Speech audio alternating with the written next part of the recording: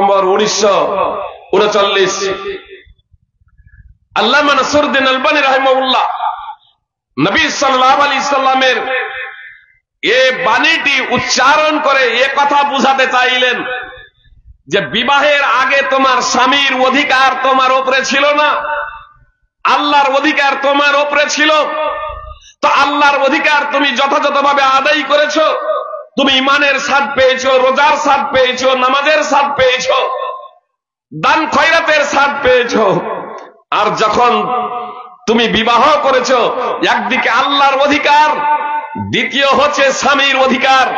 আল্লাহর অধিকার তো তুমি আগের মতোই যথাযথ আদায় করছো, কিন্তু স্বামীর অধিকারে তুমি শিথিলতা প্রদর্শন করেছো।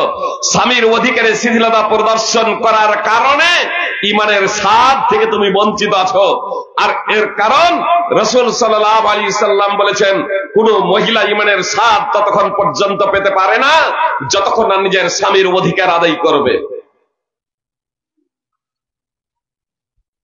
আব্দুল্লাহ ইবনে আবি আওফা রাদিয়াল্লাহু তাআলা আনহু সূত্রে বর্ণিত, রাসূল সাল্লাল্লাহু আলাইহি সাল্লাম বলেছেন, ওয়াল্লাযী নাফসু মুহাম্মাদিন বিয়াদিহি লা তুআদ্দিল মারআতু হাক্কা রাব্বিহা হাত্তা তুআদ্দিয়া হাক্কা যাওজিহা। সেই সত্তার কসম যার হাতে মুহাম্মাদের জীবন, কোন মহিলা ততক্ষণ পর্যন্ত আপন প্রতিপালকের হক আদায় করতে পারে না যতক্ষণ না নিজের স্বামীর অধিকার ও হক আদায় করবে। সুনানে ইবনে মাজাহ হাদিস নম্বর 1853। এত দ্বারা স্পষ্ট যে এক অপরের উপরে যে হক ও অধিকার আছে সেটাও আদায় করতে হবে। হুসেন বিন মেহজান রাদিয়াল্লাহু তাআলা আনহু সূত্রে বর্ণিত, তিনি বলছেন, আমার ফুফু পিসি রাসূল সাল্লাল্লাহু আলাইহি সাল্লামের নিকটে এলে নবী সাল্লাল্লাহু আলাইহি সাল্লাম জিজ্ঞেস করলেন, তুমি কি বিবাহিতা? সে বলল, হ্যাঁ। রাসূল সাল্লাল্লাহু আলাইহি সাল্লাম বললেন, তোমার স্বামীর সাথে তোমার আচরণ কি? সে বলল, আমি যথাসাধ্য আমার স্বামীর হক আদায় করি। নবী সাল্লাল্লাহু আলাইহি সাল্লাম বললেন, তোমার স্বামীর অধিকার আদায়ের ব্যাপারে তুমি সচেতন থাকবে, তোমার স্বামীর হক আদায় করার ব্যাপারে তুমি তৎপর হবে। তার কারণ ফাইন্নাহু জান্নাতুকি ওয়া নারুক, তার কারণ হলো তোমার স্বামী তোমার জান্নাত আর তোমার স্বামী তোমার জাহান্নাম। মুসনাদ আহমদ হাদিস নম্বর 19003। আল্লাহ রাসূল সাল্লাল্লাহু আলাইহি সাল্লাম এই বাক্য দ্বারা এই কথাটি বুঝাতে চাইলেন যে তুমি জান্নাতে যেতে পারবে তোমার স্বামী যদি তোমার প্রতি সন্তুষ্ট থাকে, আর তোমার স্বামী যদি তোমার প্রতি অসন্তুষ্ট হয়ে যায় তাহলে তুমি জান্নাতে যেতে পারবে না। সুপ্রিয় মা এবং বোনেরা এবং ভাই এবং বাবাজিরা, কথাটি একটু মনোযোগ দিয়ে শুনবেন।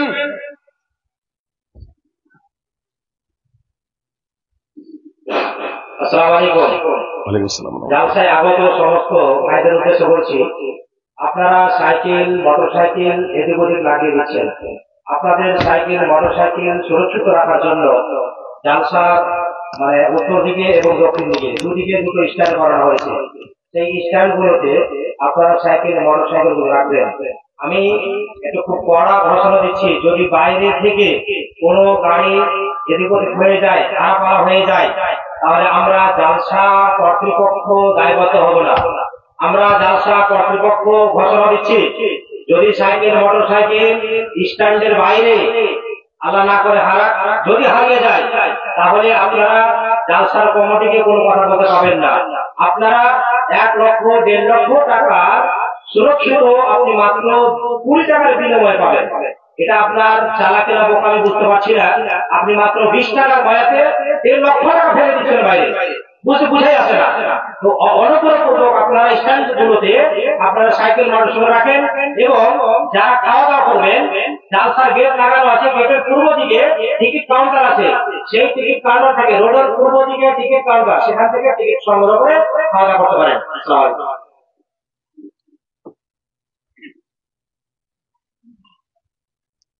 সুপ্রিয় ভাই এবং বোনেরা, কথা একটু মনোযোগ দিয়ে শুনবেন। আমি বলছিলাম স্ত্রীর জান্নাতে যাওয়ার জন্য স্বামীর সন্তুষ্টি অপরিহার্য। স্বামী যদি অসন্তুষ্ট থাকে তাহলে স্ত্রীকে জাহান্নামে যেতে হবে।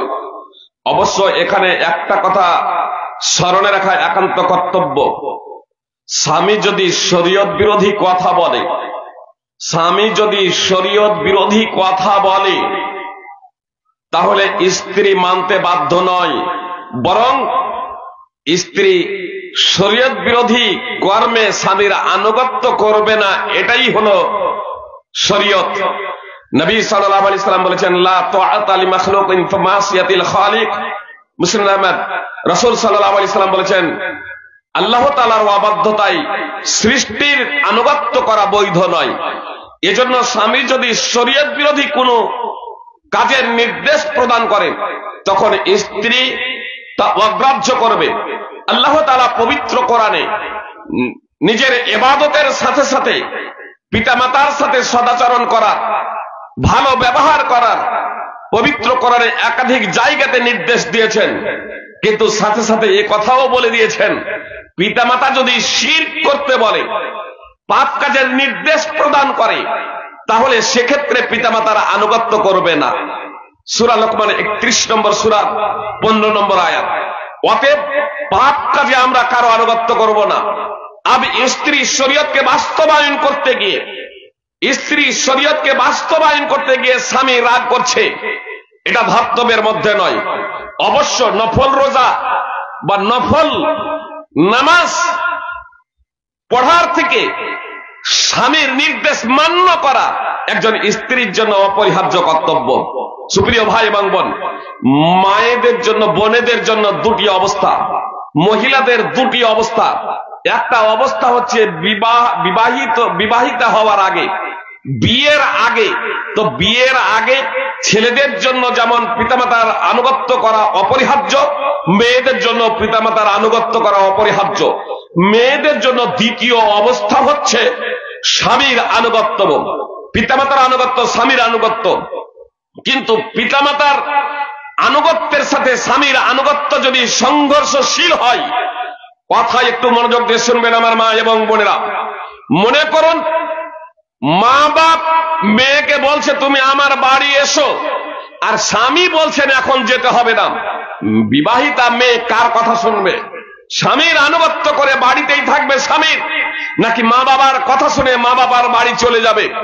এক্ষেত্রে স্বামীর কথাই প্রাধান্য পাবে। জি, বিবাহের পরে স্বামীর কথা মা বাপের কথার থেকে অগ্রাধিকার যোগ্য। কথাটা খুব মনোযোগ দিয়ে শুনুন। আজকাল অনেক বিয়ে ভেঙে যায়, মেয়েদের হাতে ফোন আছে, একটু স্বামীর সাথে মনোমালিন্য হলো, সঙ্গে সঙ্গে মাকে ফোন করলো, আর মা তখন বলছে ঠিক আছে তুই চলাই, আমি দেখছি। বাস, খালাস। ইসলাম বলছে স্বামীর নির্দেশ ব্যতীত একজন স্ত্রী স্বামীর বাড়ি থেকে বের হতে পারে না, স্বামীর বাড়ি থেকে বের হতে পারে না। মা কেন, বাপ যদি আহ্বান করে, স্বামীর নির্দেশ ব্যতীত একজন স্ত্রী, জি, একজন স্ত্রী স্বামীর নির্দেশ ব্যতীত বাড়ি থেকে বের হতে পারে না। এখানে স্বামীর আনুগত্য করাটা প্রাধান্যযোগ্য। এ কথাই বলেছেন সৌদি আরবের সর্বোচ্চ, বিংশ শতাব্দীর সর্বোচ্চ মুফতি শেখ ইবনে বাজ রাহিমাহুল্লাহ। এ কথাই বলেছেন শাইখুল ইসলাম ইবনে তাইমিয়া রাহিমাহুল্লাহ। আর এটাই দলিলের মানদণ্ডে প্রাধান্যযোগ্য। সুপ্রিয় ভাই এবং বোন, আমি আপনাদের বলছিলাম যে ইসলাম মানে আমরা এক কথাই বলে থাকি শান্তি, কিন্তু একটা পরিবারে শান্তি নেই কেন? মনে করুন আমি আপনাদের এখানে এসেছি, এখন তো ঠান্ডার সময় মশার খুব একটা দাপট নেই, গরমের সময় যে সময় মশার খুব দাপট, তো মশার দংশন থেকে, মশার কামড় থেকে, মশার জ্বালা যন্ত্রণা থেকে বাঁচার জন্য আমরা মশারি ব্যবহার করি না বলুন তো? মশারি ব্যবহার করি। আমি মনে করুন আপনাদের মেহমান, আমি আপনাদের মেহমান, আমার জন্য মশারি আপনারা খাটিয়ে দিয়েছেন যাতে শান্তিতে আমি একটু ঘুমাতে পারি। মশারির ভিতরে প্রবেশ না হয়ে মশারির বাইরে আমি শুয়ে আছি, আর মশার দংশনে, মশার কামড়ে ছটপট করছি, চিৎকার চেঁচামেচি করছি। আপনারা আমার নিকটে উপস্থিত হয়ে জিজ্ঞেস করছেন কি ব্যাপার, আমি বলছি, আরে আপনাদের এলাকাতে মশা কত, মশার দংশনে কামড়ে আমার ঘুম আসে না। আপনারা কি ভাববেন বলেন? হয় না হয় ফৈজি সাহেবের মেন্টালিটি প্রবলেম আছে, তার ব্রেনের গন্ডগোল আছে। মশারিটা টাঙিয়ে দিয়েছি মশার দংশন থেকে বাঁচার জন্য। আপনারা বলছেন, আরে আপনি আমাদের মেহমান, আপনি যাতে শান্তিতে একটু ঘুমাতে পারেন তার জন্যই তো মশারিটা টাঙিয়ে দিয়েছি। তো মশারির ভিতরে আপনি প্রবেশ করেন নাই কেন? মশারির ভিতরে প্রবেশ করেন নাই কেন? এবার আমি মশারির ভিতরে প্রবেশ করলাম, কিন্তু মাথাটাকে বাইরে রেখেছি, শান্তভাবে ঘুম আসবে তো? কেন?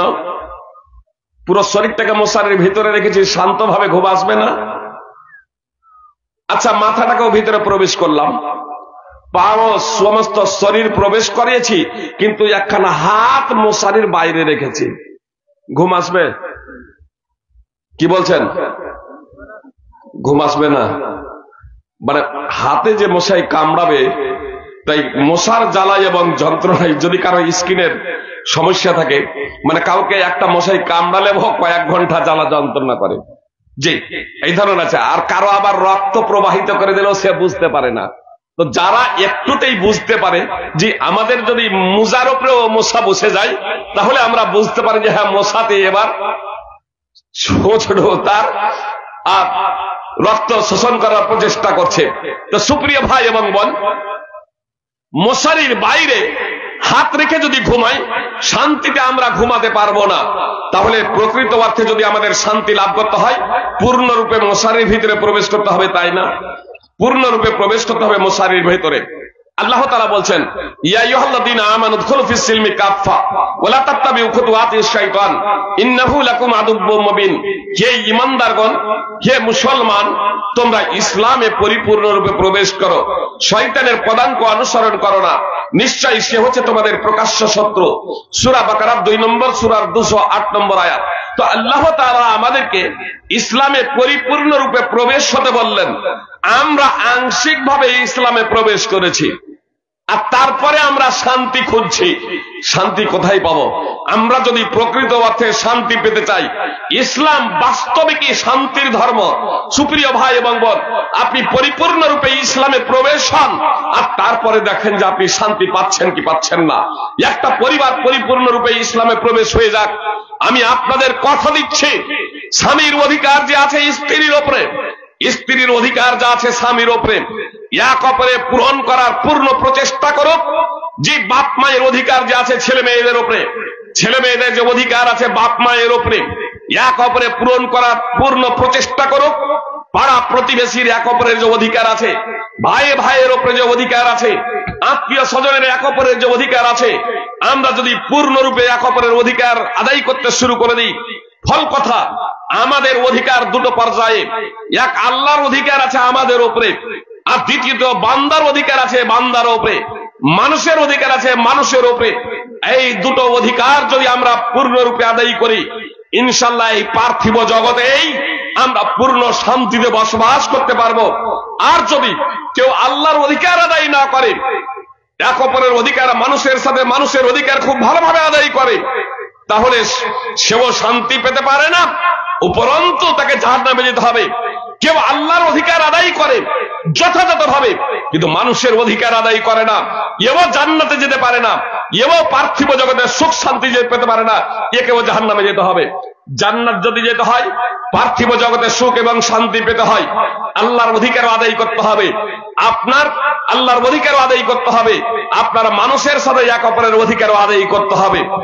রাসূল সাল্লাল্লাহু আলাইহি সাল্লামকে এক ব্যক্তি এসে বলল, আবু হুরায়রা রাদিয়াল্লাহু তাআলা আনহু বর্ণনাকারী, এক ব্যক্তি এসে রাসূল সাল্লাল্লাহু আলাইহি সাল্লামকে বলল যে একজন মহিলা আছে, যে মহিলাটি বেশি বেশি নামাজ পড়ে, বেশি বেশি নামাজ পড়ে, ফরজ নামাজ তো পড়ে, নফল নামাজও অনেক পড়ে, আর বেশি বেশি রোজা রাখে। রমজানের রোজা তো রাখে, নফল রোজাও অনেক রাখে, আর দান খয়রাত খুব করে, যাকাত তো দেয়, সাধারণ দান খয়রাত অনেক করে, কিন্তু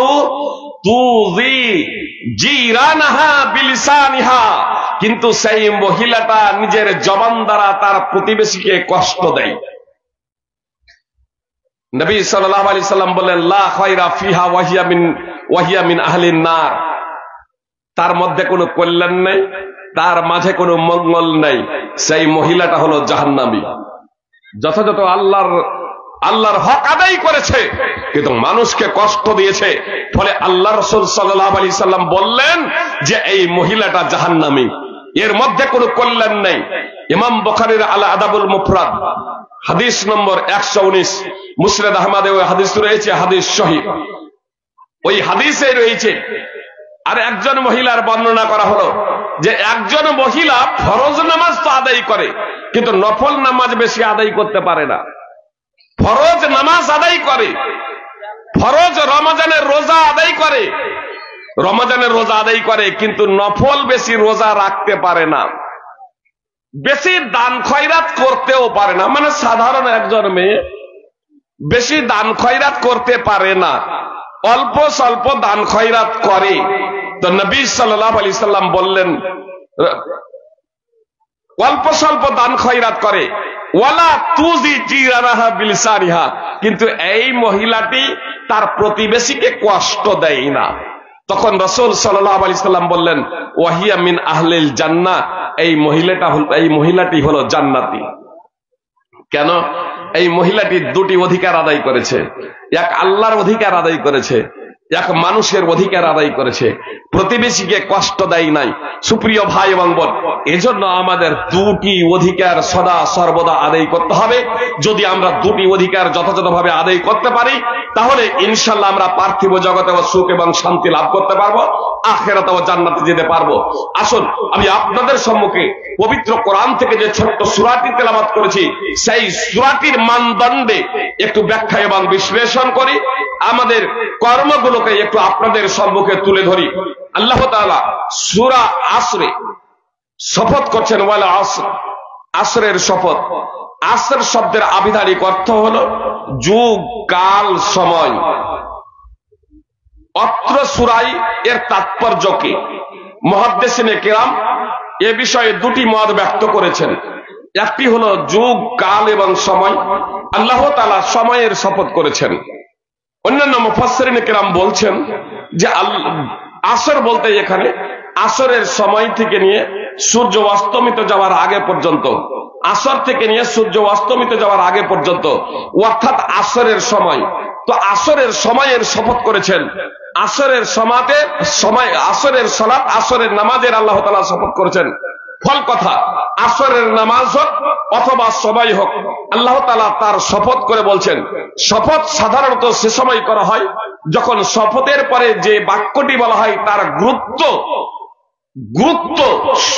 যাদের সামনে শপথ করা হয়, যাদের জন্য শপথ করা হয়, তাদের মাঝে তার গুরুত্ব বিশেষভাবে বর্ণনা, লক্ষ্য এবং উদ্দেশ্য থাকে। আমরা সাধারণভাবে কথাই বলি, যখন আমরা কোনো কথার গুরুত্ব বুঝাতে যাই, তখন আমরা বলে দিই মায়ের শপথ, ছেলের শপথ, বলি না? অনেকেই মায়ের শপথ বলি, ছেলের শপথ বলি। সুপ্রিয় ভাই এবং বোন, এটা হচ্ছে শিরক। আমাদের জন্য, কোনো মানুষের জন্য আল্লাহ ছাড়া কারো নামে শপথ করা যাবে না। আব্দুল্লাহ ইবনে উমর রাদিয়াল্লাহু তাআলা আনহু এক ব্যক্তিকে দেখলেন সে কাবার শপথ করছে, তখন তিনি বললেন, আমি রাসূল সাল্লাল্লাহু আলাইহি সাল্লামকে বলতে শুনেছি, মান হালাফা বিগাইরিল্লাহি ফাকাদ আশরাক, যে ব্যক্তি আল্লাহ ছাড়া কোনো কিছুর শপথ করলো সে শিরক করলো। সুনানে আবি দাউদ হাদিস নম্বর 3251। অতএব আমাদের জন্য আল্লাহ ছাড়া কারোর জন্য শপথ করা বৈধ নয়। আল্লাহ তার সৃষ্টির মধ্য হইতে যার ইচ্ছা শপথ করতে পারেন। আল্লাহ এখানে সময়ের শপথ করছেন, আর সময়ের শপথ করার পরে জবাবে কাসমে আল্লাহ তাআলা বলছেন, ইন্নাল ইনসানা লাফি খুসর, নিশ্চয়ই সকল মানুষই ক্ষতির মধ্যে রয়েছে, সমস্ত মানুষই ক্ষতিগ্রস্ততায় নিমজ্জিত আছে। আল্লাহ তাআলা এখানে কসম খেয়ে বললেন সকল মানুষই ক্ষতির মধ্যে আছে। সুপ্রিয় ভাই এবং বোন, আল্লাহ যখন কসম খেয়ে এ কথাটা বলছেন সমস্ত মানুষই ক্ষতির মধ্যে আছে, তখন আমাদের হৃদয়ে প্রকম্পন সৃষ্টি হয়েছে না হয়নি বলেন? আল্লাহ তাআলার এই কথা শুনে আপনাদের হৃদয়ে কি প্রকম্পন সৃষ্টি হয়েছে? না আপনারা নির্ভীক আছেন? এ কথা শোনার আগে যে অবস্থায় আপনারা ছিলেন, এখনো সেই অবস্থায় আছেন? না এ কথা শোনার পরে আল্লাহ তাআলার যে নিশ্চয়ই সকল মানুষই ক্ষতির মধ্যে আছে, আপনারা একটু ভীত সন্ত্রস্ত হয়েছেন? কি বলছেন? আমি যদি সাধারণভাবে বলে চলে যাই আপনাদের বুঝতে সমস্যা হবে। আপনাদের মনে কি ভয় ঢুকেছে না এখনো ঢুকে নাই? কথা খুব মনোযোগ দিয়ে শুনুন। আমাদের স্বরাষ্ট্রমন্ত্রী অমিত শাহ যখন এর আগে যখন নির্বাচন হয়, লোকসভা নির্বাচন, আবার নির্বাচন হবে, তখন আর আসামে এনআরসি হয়, তখন পশ্চিমবাংলার মাটিতে আমাদের স্বরাষ্ট্রমন্ত্রী মাননীয় অমিত শাহ এসে বলেছিলেন বাংলার মাটিতেও এনআরসি করব। তখন আমরা ভীত এবং সন্ত্রস্ত হয়েছিলাম না হয়নি? আমরা ভীত এবং সন্ত্রস্ত হয়েছিলাম। অমিত শাহ আমাদের মতোই একটা মানুষ, তার একটা কথার কারণে আমরা ভীত ও সন্ত্রস্ত হয়েছিলাম। কে মুসলমান আর কে অমুসলমান, মুসলিম অমুসলিম সকলে ভীত সন্ত্রস্ত হয়েছিলাম। নিজেদের আধার কার্ড এবং ভোটার কার্ডে একার আকার ওকার এ ও ইউ এর মাঝে যদি কোনো বর্ণে গন্ডগোল ছিল, যে আধার কার্ডে হয়তো এ আছে, ভোটার কার্ডে ইউ আছে, এই একার এ ইউ বা ও বা একার আকার ওকার দুর্গকার কে কেন্দ্র করে আমাদের লম্বা লাইন লেগেছিল না লাগনি? আপনার আধার সংশোধন কেন্দ্রে, ভোটার সংশোধন কেন্দ্রে, জি বিভিন্ন অফিস আদালতে আমাদের দীর্ঘ লম্বা লাইন লেগেছিল ব্যাংকে, যে আমরা নিজেদের আধার কার্ড ভোটার কার্ড ডকুমেন্টস গুলোকে সংস্কার এবং সংশোধন করে নিই। নিজের জমির দলিল এবং নিজের জমির রেকর্ড আমরা সংস্কার সংশোধনের জন্য সার্বিক আমরা প্রচেষ্টা চালিয়েছি। আমাদের মাননীয় স্বরাষ্ট্রমন্ত্রী অমিত শাহ একটা বাক্যকে কেন্দ্র করে যে পশ্চিম বাংলার মাটিতেও এনআরসি হবে, দুই শ্রেণীর মানুষের কিন্তু সেই কথাটা শুনে কোনো প্রতিক্রিয়া সৃষ্টি হয়নি। যারা পাগল এক শ্রেণী, যারা পাগল ছিল, আর দ্বিতীয়ত যারা অবুধ কচি কাঁচা শিশু ছিল, তাদের কোনো প্রতিক্রিয়া সৃষ্টি হয়নি। এতদ ব্যতীত যারা বিবেক বুদ্ধিমান আমরা ছিলাম, শুধু অভিভাবক অভিভাবিকা নয়, যারা সাবালক সাবালিকা ছিলাম, যারা বৃদ্ধ বৃদ্ধা ছিলাম, যাদের বোধ শক্তি ছিল, প্রত্যেকে ভীত এবং সন্ত্রস্ত হয়ে গিয়েছিলাম সুপ্রিয় ভাই এবং বোন, তাই না? তা আমাদের মতো একটা মানুষের কথা শুনে যদি আমাদের হৃদয়ে প্রকম্পন সৃষ্টি হয়ে যায়, তো মহান আল্লাহ তাআলা যিনি কসম খেয়ে বলছেন নিশ্চয়ই সমস্ত মানসিক ক্ষতির মধ্যে, আমরা যদি পাগল না হই, আমরা যদি অবুঝ শিশু না হই, তাহলে আমাদের হৃদয়ে প্রকম্পন সৃষ্টি হওয়াটাই স্বাভাবিক। কিন্তু তারপরেও যদি আমাদের হৃদয়ে প্রকম্পন সৃষ্টি না হয়, তাহলে জেনে রাখবেন যে আমাদের যে হৃদয়টা নির্মল ছিল, আমাদের হৃদয়টা যে স্বচ্ছ ছিল, আমাদের হৃদয়টা যে পবিত্র ছিল, পাপাচারের কারণে, শরীয়ত বিরোধী কার্যকলাপের কারণে এই হৃদয়, এই আত্মায় মরিচিকা পড়ে গেছে। মরিচিকা পড়ে যাওয়ার ফলে আল্লাহর বাণী আমাদের ওই আত্মা অবধি পৌঁছাচ্ছে না, ফলে আমাদের হৃদয়ে প্রকম্পন সৃষ্টি হচ্ছে না। যেমন আপনাদের উদাহরণ দিই, আয়না, আয়নাতে মুখ দেখা যায় না? যায় না? আয়নাতে মুখ দেখা যায়, কিন্তু আয়না দীর্ঘদিন অব্যবহৃত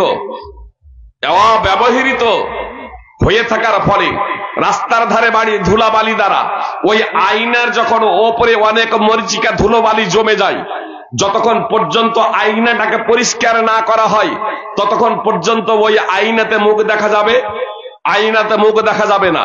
এটা আয়নার দোষ না, যেহেতু আয়নাকে ব্যবহার করা হয়নি দীর্ঘদিন যাবত, এজন্য ওই আয়নায় মুখ দেখা যায় না। ওই আয়নায় যদি মুখ দেখতে হয়, তাহলে নিজের মুখে জামা ঘষে বিভিন্ন ধরনের ক্রিম ব্যবহার করে ওই আয়নাতে মুখ না দেখে বরং আয়নাটাকে আগে পরিষ্কার করুন, তারপরে নিজের মুখখানা দেখুন, ওই আয়নাতে দেখতে পাবেন সুপ্রিয় ভাই এবং বোন।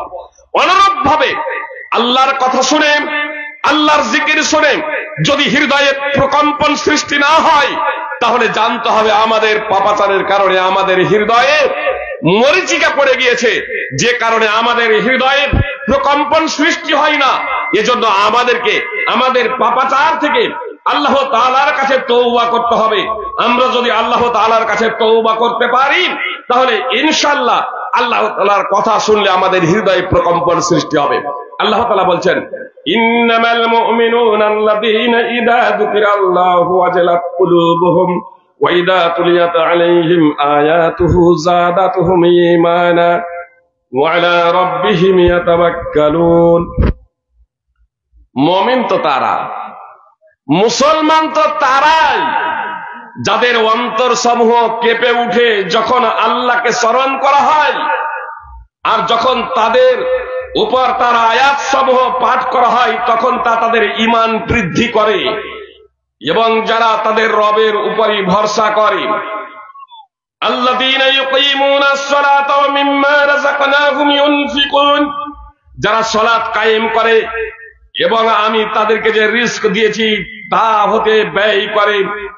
উলাইকা হুমুল মুমিনুনা হাক্কা, তারাই প্রকৃত মুমিন, তারাই প্রকৃত মুসলমান। লাহুম দারাজাতুন ইনদা রাব্বিহিম ওয়া মাগফিরাতুন ওয়া রিজকুন কারীম, তারাই, তাদের জন্য রয়েছে তাদের রবের নিকট উচ্চ মর্যাদা সমূহ এবং ক্ষমা ও সম্মানজনক রিজক। সূরা আনফাল 8 নম্বর সূরার 2 থেকে 4 নম্বর আয়াত। সুপ্রিয় ভাই এবং বোন, এটাই এমনই একটি বিষয়, এটাই এমনই একটা জিনিস যে আপনার যদি ঈমান যদি থেকে থাকে তাহলে আল্লাহ তাআলার জিকির শুনলে অটোমেটিকলি আপনার ঈমান বৃদ্ধি হবে, আপনার হৃদয়ে প্রকম্পন সৃষ্টি হবে, এটা স্বাভাবিক। এজন্য আমরা বিষয়টাকে বোঝানোর জন্য কোন কোন শেখ এভাবে উদাহরণ দিয়ে থাকেন। ছেলে তার মাকে একদা বলছে, ছোট বাচ্চা ছেলে তার মাকে বলছে, আম্মা জান, আজকে অনেক দুধ পিঠে খেয়েছি, তো রাত্রে যদি টয়লেটের চাপ আসে তো আমাকে একটু উঠিয়ে দিও।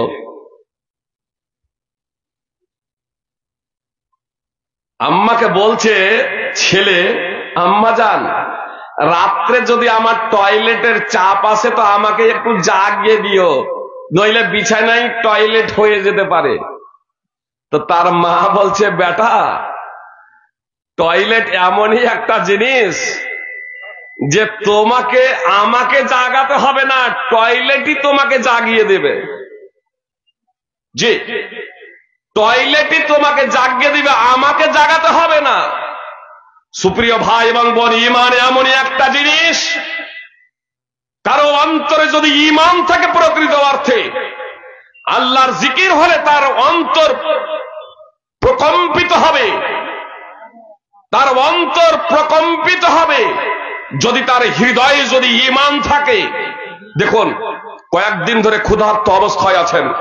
আব্দুল্লাহ বিন আবি আওফা রাদিয়াল্লাহু তাআলা আনহু বলছেন, খাইবারের যুদ্ধে সাহাবা ইকরাম রাদিয়াল্লাহু তাআলা আনহুম কয়েকদিন ধরে ক্ষুধার্ত অবস্থায় আছেন।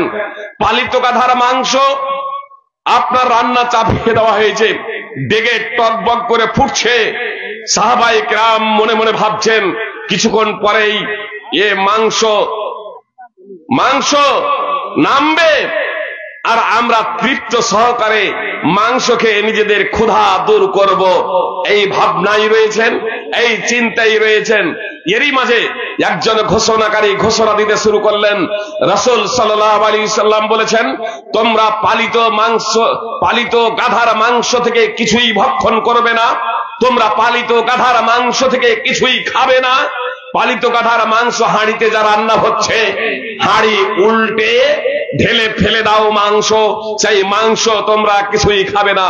কয়েকদিন ধরে ক্ষুধার্ত অবস্থায় ছিলেন সাহাবা ইকরাম রাদিয়াল্লাহু তাআলা আনহুম, কয়েকদিন ধরে ক্ষুধার্ত অবস্থায় ছিলেন, আর এই ভাবনা চিন্তা করতেছিলেন একটু পরে এই মাংস নামবে, তৃপ্ত সহকারে আমরা খাবো। কিন্তু রাসূল সাল্লাল্লাহু আলাইহি সাল্লামের পক্ষ থেকে যখন ঘোষণাকারী ঘোষণা দিতে শুরু করলেন, পালিত গাধার মাংস থেকে তোমরা কিছুই ভক্ষণ করবে না, হাঁড়ি উল্টে পালিত গাধার মাংস ঢেলে ফেলে দাও। সহিহ বুখারী মুসলিমের হাদিস, সহিহ বুখারী হাদিস নম্বর 3155। সাহাবায়ে কেরাম মাংস ঢেলে ফেলে দিলেন, তা থেকে তারা কিছুই ভক্ষণ করেন নাই। সুপ্রিয় ভাই এবং বোন, তাদের ছিল ঈমান।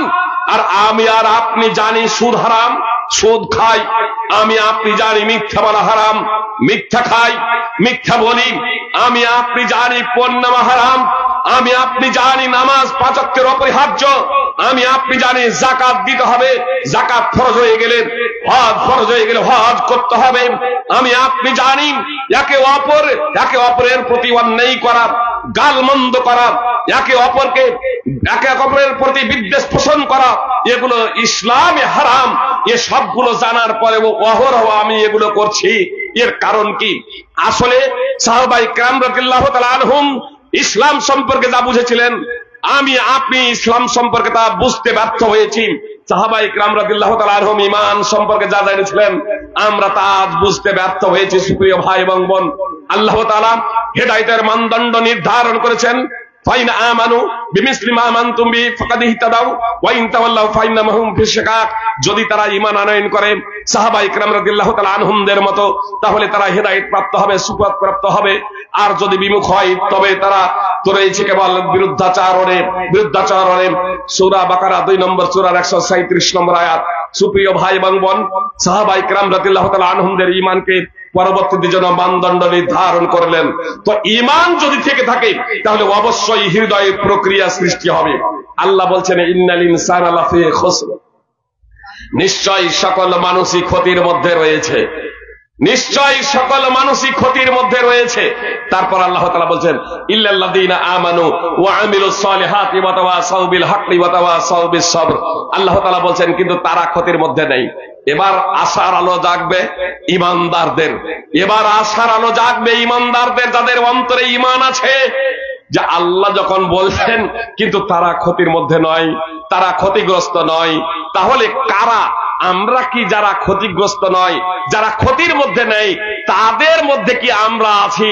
সেই লিস্টের মধ্যে কি আমাদের নাম আছে? সুপ্রিয় ভাই এবং বোন, আসুন একটু মনোযোগ দিয়ে কথাগুলো শুনি। যদি আমরা তারার মধ্যে থেকে থাকি আলহামদুলিল্লাহ, আমরা সফল। আর আমরা যদি তারার মধ্যে থেকে না থাকি তাহলে আমরা ব্যর্থ।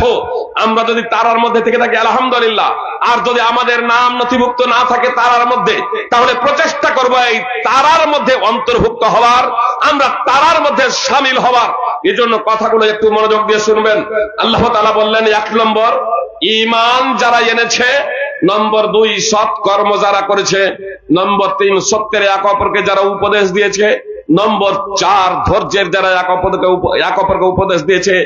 এই 4টি গুণে যারা গুণান্বিত, এই 4টি বৈশিষ্ট্যে যারা বৈশিষ্ট্য মণ্ডিত, তারা ক্ষতিগ্রস্ত নয়, তারা ক্ষতির মধ্যে নেই। এই 4টি গুণ যদি আমাদের মধ্যে থেকে থাকে আলহামদুলিল্লাহ, আর এই 4টির মধ্যে কোনো গুণ আছে কোনো গুণ নেই, তাহলে বাকি গুণগুলো অর্জন করার আমরা প্রচেষ্টা করব। আপনারা কথাগুলো একটু মনোযোগ দিয়ে শুনবেন। প্রথম গুণ হলো ঈমান। কথা এই বিষয়টা একটু মনোযোগ দিয়ে শুনবেন এবং গভীরভাবে চিন্তা ভাবনা করবেন সুপ্রিয় ভাই এবং বোন। এজন্যই যে আপনার নামাজ, রোজা, হজ, যাকাত, দান, খয়রাত, এক কথায় পৃথিবীতে যত কল্যাণজনক, পৃথিবীতে যত কল্যাণমূলক কাজ আছে, সমস্ত কাজ কোনো ব্যক্তি করে, কিন্তু তার ঈমান সঠিক নাই, তার আকীদা সঠিক নয়, তাহলে তার সমস্ত কাজ হবে পণ্ড। তার সমস্ত কাজের বিনিময় প্রতিদান আখিরাতে সে কিছুই পাবে না। পার্থিব জগতে সেই সব কাজের বিনিময় প্রতিদান দেওয়া হবে, কিন্তু আখিরাতে তার জন্য কোনো নেকি অবশিষ্ট থাকবে না। এজন্য ঈমান হচ্ছে 1 নম্বরে। একটা উদাহরণ দিয়ে যদি বোঝার প্রচেষ্টা করি তাহলে বুঝতে আপনাদের সুবিধা হবে। সুপ্রিয় ভাই এবং বোন, 0 শূন্যর মান আছে না নেই? শূন্যর মান আছে। আপনার 2 এর পরে যখন একটা শূন্য দিবেন তখন 20 টাকা হবে। 2 এর পরে একটা শূন্য দিলে 20 টাকা হবে। আবার যদি 2টো শূন্য দেন তাহলে 200 টাকা হবে। 3টা শূন্য দিলে আপনার 2000 টাকা হবে। আপনার শূন্যের মান আছে। যত শূন্য বাড়াতে যাবেন আপনার billion million dollar, million billion ডলারে পরিণত হয়ে যাবে, আরব ডলার পরিণত হয়ে যাবে। সুপ্রিয় ভাই এবং বোন, আপনার শূন্যের মান এবং মর্যাদা আছে, কিন্তু বাঁ দিক থেকে যখন, বাংলা এবং ইংরেজিতে বাঁ দিক থেকে যখন 1 থেকে 9 যত ইচ্ছা আপনি বসিয়ে চলে গেলেন, আর এর ঈমান এবং শিরক এই দুটো একত্রিত হতে পারে না। আল্লাহ তাআলা সূরা আনআম 6 নম্বর সূরার 5 থেকে 86 অতঃপর 88 নম্বর আয়াতে বলছেন ওয়ালা ওয়াশাকুল হাবিত আনহুম মা কানু ইয়ামালুন। এই 18 জন বিশিষ্ট নবী রাসূল যদি শিরক করত তাহলে তাদের সমস্ত আমল বিনষ্ট হয়ে যেত। সূরা ফুরকান বলছি ইমান কি জানেন? প্রথমত আপনাদের বুঝাই ইমানের আবিধানিক অর্থ। ইমানের আবিধানিক অর্থ হল স্বীকার করা, স্বীকৃতি জ্ঞাপন।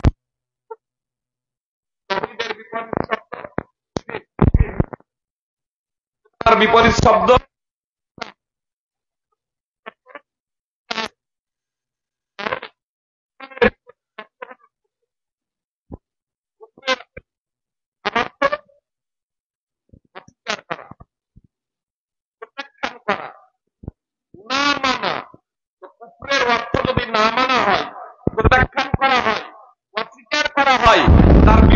শব্দ হলো ঈমান। তাহলে এর অর্থটা কি হবে?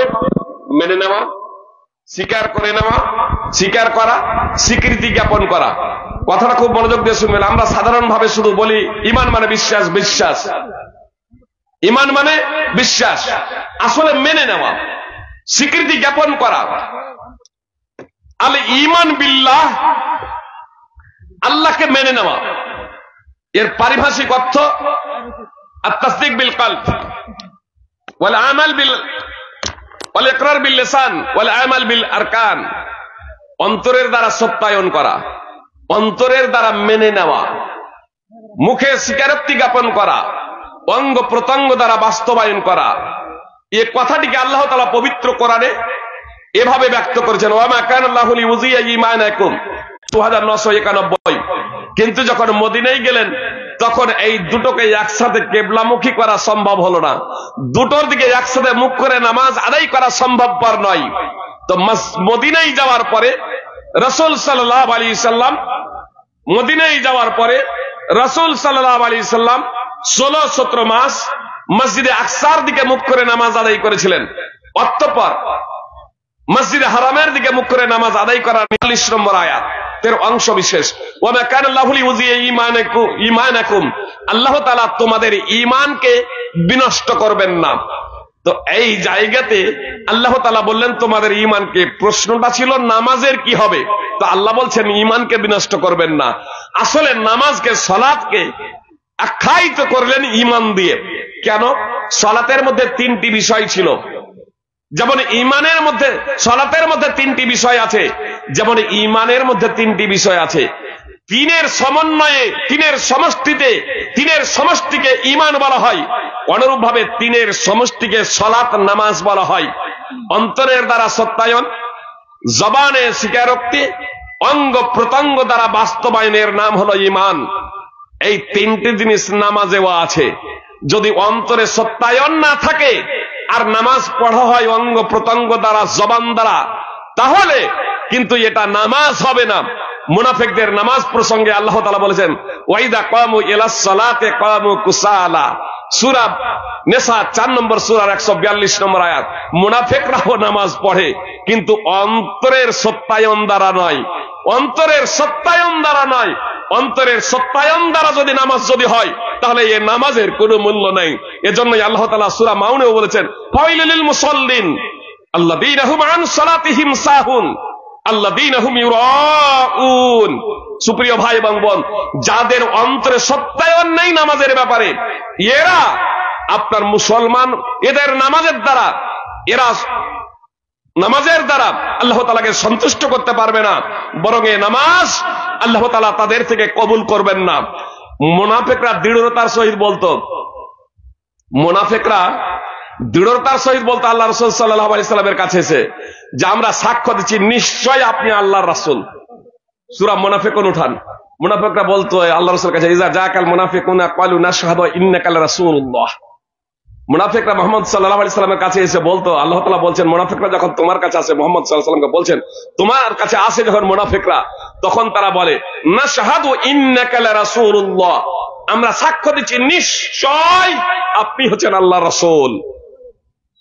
আমরা কিন্তু সাধারণভাবে সাক্ষ্য দিচ্ছি আশহাদু আল্লা ইলাহা ইল্লাল্লাহ ওয়া আশহাদু আন্না মুহাম্মাদান আবদুহু ওয়া রাসূলুহু। যারা মুসলমান হতেন তারা সাধারণভাবেই পাঠ করতেন আশহাদু আল্লা ইলাহা ইল্লাল্লাহ ওয়া আশহাদু আন্না মুহাম্মাদান আবদুহু ওয়া রাসূলুহু। আর নকল মুসলমান হচ্ছেন আল্লাহ তাআলার রাসূল। আল্লাহু ইয়াশহাদু ইন্নাল মুনাফিকিনা লাকাযিবুন। কিন্তু আল্লাহ তাআলা সাক্ষ্য দিচ্ছেন যে মুনাফিকরা তাদের দাবিতে মিথ্যাবাদী।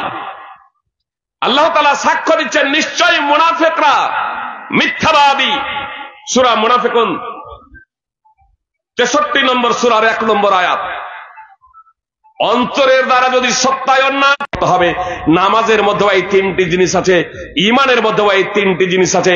আল্লাহর প্রতি ঈমানের খুব সহজ তাৎপর্য আপনাদের, আমাদের প্রবৃত্তি, আমাদের চাহিদা, আমাদের কামনা এবং বাসনা আল্লাহ তাআলার শরীয়তের অনুকূলে হোক অথবা প্রতিকূলে হোক, আমাকে সর্বাবস্থাতেই আমার বিবেক বুদ্ধি আমার সাথে, তাই না? এটা আল হাদিস বেল্ট তো না, মাযহাবিরাও রয়েছেন আল হাদিস বেল্ট। ফল কথা আমি কমন ভাবে বলি, মাযহাবিরা বলে আমরা জান্নাতি, আর আল হাদিসরা আমরা বলি আল হাদিসরা জান্নাতি, বলি না যে, আর এই কথা তো সবাই বলি মুসলমানরা জান্নাতে যাবে, বলি না। আরে এটা তো আমার কথা না, এটা স্বয়ং রাসূল সাল্লাল্লাহু আলাইহি সাল্লাম বলেছেন, লা ইয়াদখুলুল জান্নাতা ইল্লা নাফসুম মুসলিমাহ। মুসলিম সত্তা ব্যতীত কেউ জান্নাতে যাবে না, মুসলিম সত্তা ব্যতীত কেউ জান্নাতে যাবে না। সহিহ বুখারী এবং সহিহ মুসলিমের হাদিস, সহিহ মুসলিম হাদিস নম্বর 111। মুসলিম ছাড়া কেউ জান্নাতে যাবে না, এটা হলো কমন নীতি ইসলামের। সুপ্রিয় ভাই এবং বোন, ইহুদি এবং খ্রিস্টান, এই বানি ইসরাইল এরা আবার বিভক্ত হয়ে গেছে ইহুদি খ্রিস্টানে। তো বানি ইসরাইলরা, এই ইহুদি খ্রিস্টানেরা নিজেদেরকে জান্নাতি বলে দাবি করত। কেন জান্নাতি বলতে জানেন? আসলে বানি ইসরাইলদের মধ্যে অনেক নবী রাসূল আল্লাহ তাআলা প্রেরণ করেছিলেন। বানি ইসরাইলের মধ্যে আল্লাহ তাআলা অনেক নবী রাসূল প্রেরণ করেছিলেন। নবী রাসূলদের বংশধর হওয়ার কারণে এই ইহুদি খ্রিস্টানরা বলতো, আল্লাহ বলছেন কোরআনে তাদের কথা, ওয়াকালু লান ইয়াদখুলাল জান্নাতা ইল্লা মান কানা হুদান ওয়া নাসারা। ইহুদি এবং খ্রিস্টানরা বলতো যে ইহুদি খ্রিস্টান ছাড়া কেউ জান্নাতে যাবে না। তো আল্লাহ তাআলা বললেন, তিলকা আমানিয়ুহুম, এটা হচ্ছে তাদের মিথ্যা দাবি, এটা হচ্ছে তাদের মিথ্যা আশা, এটা হচ্ছে তাদের মিথ্যা আকাঙ্ক্ষা। কুল হাতু বুরহানাকুম, মুহাম্মদ সাল্লাল্লাহু আলাইহি সাল্লাম আপনি তাদের বলে দিন, তোমরা যদি তোমাদের দাবিতে সত্যবাদী হও তাহলে তোমরা তার প্রমাণ পেশ করো, তাহলে তোমরা তার দলিল পেশ করো। তোমরা যদি তোমাদের দাবিতে সত্যবাদী হও, আল্লাহ তাআলা স্পষ্ট ভাবে বললেন, তোমরা যে বলছো ইহুদি খ্রিস্টান ছাড়া কেউ জান্নাতে যাবে না, তো তোমরা দলিল পেশ করো। কিন্তু ইহুদি খ্রিস্টানেরা দলিল পেশ করতে ব্যর্থ। আল্লাহ তাআলা বলছেন, বালা বালা মান আসলামা ওয়াজহাহু লিল্লাহি ওয়া হুয়া মুহসিন ফালাহু আজরুহু ইনদা রাব্বিহি ওয়ালা খাউফুন আলাইহিম ওয়ালা হুম ইয়াহজানুন। আল্লাহ তাআলা বললেন, বরং জান্নাতে যাবে তারাই। কথা খুব মনোযোগ দিয়ে শুনুন। নবী রাসূলদের বংশধর হওয়ার কারণে ইহুদি খ্রিস্টানরা বলতো আমরা জান্নাতে যাব, আমরা ছাড়া কেউ জান্নাতে যাবে না। আল্লাহ তাআলা বললেন তাদের দাবিকে খণ্ডন করে, বরং জান্নাতে যাবে তারাই যারা নিজেকে সমর্পণ করেছে আল্লাহর কাছে, যারা নিজেকে সমর্পণ করেছে আল্লাহর কাছে। মান আসলামা ওয়াজহাহু লিল্লাহ, যারা নিজেকে সমর্পণ করেছে আল্লাহর কাছে, ওয়া হুয়া মুহসিন, সৎকর্ম পরায়ণ হয়ে। শুধু কালেমায়ে শাহাদাত পড়লাম, আশহাদু আল্লা ইলাহা ইল্লাল্লাহ ওয়া আশহাদু আন্না মুহাম্মাদান আবদুহু ওয়া রাসূলুহু, অতঃপর নিজের প্রবৃত্তির অনুসরণ করব, নিজের খেয়াল খুশি মতো জীবন যাপন করব, এর নাম মুসলমান বা মুসলিম না, একে আত্মসমর্পণকারী বলে না। আল্লাহ তাআলা বলছেন যে নিজেকে সমর্পণ করেছে আল্লাহ তাআলার কাছে, ওয়া হুয়া মুহসিন, সৎকর্ম পরায়ণ হয়ে নিজেকে সমর্পণ করেছে আল্লাহর কাছে। তখন নিজের বিবেক বুদ্ধি আল্লাহ তাআলার বিধানের অনুকূলে হোক অথবা প্রতিকূলে হোক, সর্বাবস্থাতেই আল্লাহ তাআলার বিধানকে সে প্রাধান্য দিয়েছে, আল্লাহ তাআলার কাছে আত্মসমর্পণ করেছে এবং আল্লাহ তাআলার বিধান অনুযায়ী সে জীবন পরিচালনা করেছে। ফালাহু আজরুহু ইনদা রাব্বি, তাহলে তার জন্য তার প্রতিদান রয়েছে তার প্রতিপালকের কাছে। ওয়ালা খাউফুন আলাইহিম ওয়ালা হুম ইয়াহজানুন, তারা ভয়ভীত হবে না, তারা দুঃখিত হবে না। সূরা বাকারা 2 নম্বর সূরার 111 এবং 112 নম্বর আয়াত। সুপ্রিয় ভাই এবং বোন, এত দ্বারা আমরা বুঝতে পারলাম যে জান্নাতে যাবে কারা। কারা যাবে জান্নাতে? যারা নিজেদেরকে সমর্পণ করেছে সৎকর্ম পরায়ণ হয়ে। তো আল্লাহ তাআলা এই কথাই বলছেন যে সমস্ত মানুষ ক্ষতির মধ্যে রয়েছে। তাহলে যারা ঈমান এনেছে, নম্বরে 1, যারা ঈমান এনেছে। আর ঈমানের তাৎপর্য বলতে গিয়ে বললাম আমি আপনাদের যে আল্লাহর প্রতি ঈমানের তাৎপর্য হলো যে আমার বিবেককে আল্লাহ তাআলার বিধানের কাছে নিবেদিত করতে হবে। আমার মস্তিষ্কে কিছু বুঝে আসুক আর না আসুক, আল্লাহ বলেছেন মাথা নত করে মেনে নিতে হবে। আল্লাহর বিধানের বিপক্ষে যুক্তি তুলে ধরা যাবে না। সুপ্রিয় ভাই এবং বোন, ঈমান বিল্লাহর তাৎপর্য এই নয় যে আল্লাহ আছেন। আল্লাহ আছেন এ কথা কি ইবলিস বিশ্বাস করে না? সুপ্রিয় ভাই এবং বোন, কথা খুব মনোযোগ দিয়ে শুনুন। আল্লাহ আছেন এ কথা কি ইবলিস বিশ্বাস করে না? আচ্ছা বলেন তো, ইবলিস আস্তিক না নাস্তিক? যে ইবলিস আল্লাহর অস্তিত্বকে স্বীকার করে না করে, তাহলে আস্তিক।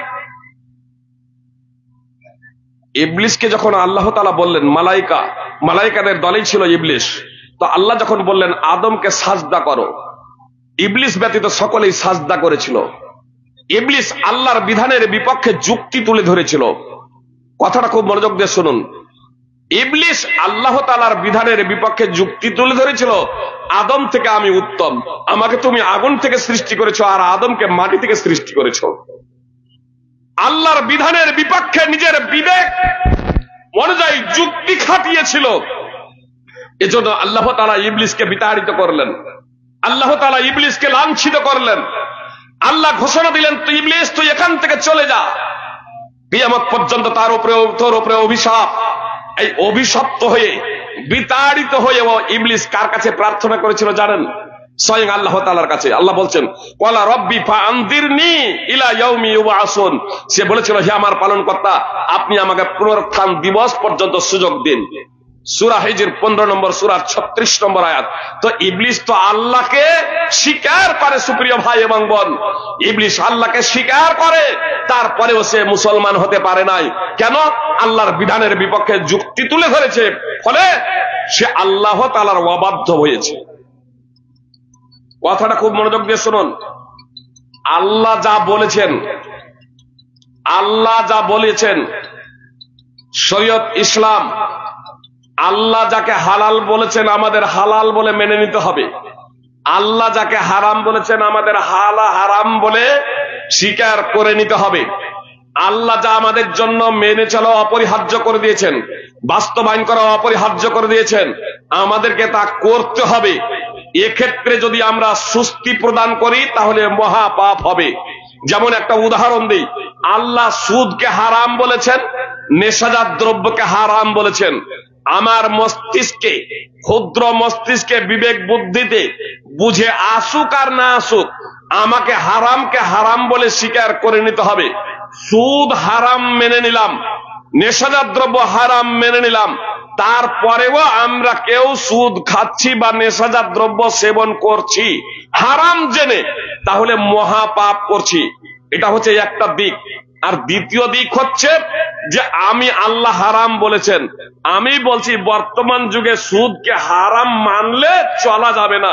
অতএব এটা বর্তমান যুগে সুদ হালাল। আমি যখন এই কথা বলছি তখন আল ঈমান বিল্লাহ আমার নেই। আল্লাহ তাআলার বিধানের বিপক্ষে আমি যুক্তি তুলে ধরেছি ইবলিসের মতো। এবার আমি কাফেরে পরিণত হয়েছি। সুপ্রিয় ভাই এবং বোন, এখন আমি ধর্মচ্যুত এই আকীদা যদি পোষণ করি আর আমি মুসলমান থাকবো না, নামাজ রোজা করলেও যদি না আমি তওবা করে আবার কালেমায়ে শাহাদাত পাঠ করি। বিষয়টা বুঝতে পেরেছেন পার্থক্য? একটা হচ্ছে আল্লাহর বিধানকে, হালালকে হালাল, হারামকে হারাম জানার পরেও হারাম ভক্ষণ করছি, জেনে শুনে মহাপাপ করছি, ইসলামের মধ্যে রয়েছি। আর আল্লাহ হারাম বলেছেন, তার রাসূল সাল্লাল্লাহু আলাইহি সাল্লাম হারাম বলেছেন, এটা জানা সত্ত্বেও আমি বলছি আল্লাহ বলেছেন, তার রাসূল বলেছেন, কিন্তু আমি বর্তমান যুগে এটা মানতে পারবো না। আমি যখন এই আকীদা পোষণ করছি তখন আমি কাফেরে পরিণত হয়ে যাচ্ছি, মুরতাদ এবং ধর্মচ্যুত হয়ে যাচ্ছি। সুপ্রিয় ভাই এবং বোন, নামাজ রোজা নিজের ইচ্ছা খেয়াল খুশি মতো করলেও আর জান্নাত যাবার কোনো দিনই সম্ভব না নাই। এজন্য আল ঈমান বিল্লাহ, এটা আমাকে ভালোভাবে বুঝে নিতে হবে, ভালোভাবে জানতে হবে। সুপ্রিয় ভাই এবং বোন, আল্লাহ তাআলা প্রথমে বললেন সমস্ত মানুষ ক্ষতির মধ্যে রয়েছে, তারপর বললেন যারা ঈমান এনেছে। বিস্তারিত ব্যাখ্যা বিশ্লেষণ দেওয়া সম্ভব নয়, আপনাদের শুধু এতটুকু বলি যে ঈমানের 6টি রুকন। ঈমানের রুকন কয়টি? কয়টি বললাম? 6টি। এতে সন্দেহ আছে নাকি যে ঈমানের রুকন কয়টি? ঈমানের রুকন 6টি। আসলে আমাদের অনেকেরই অজানা, অনেকেই আসলে ঈমানের রুকন সম্পর্কে অবগত নয়।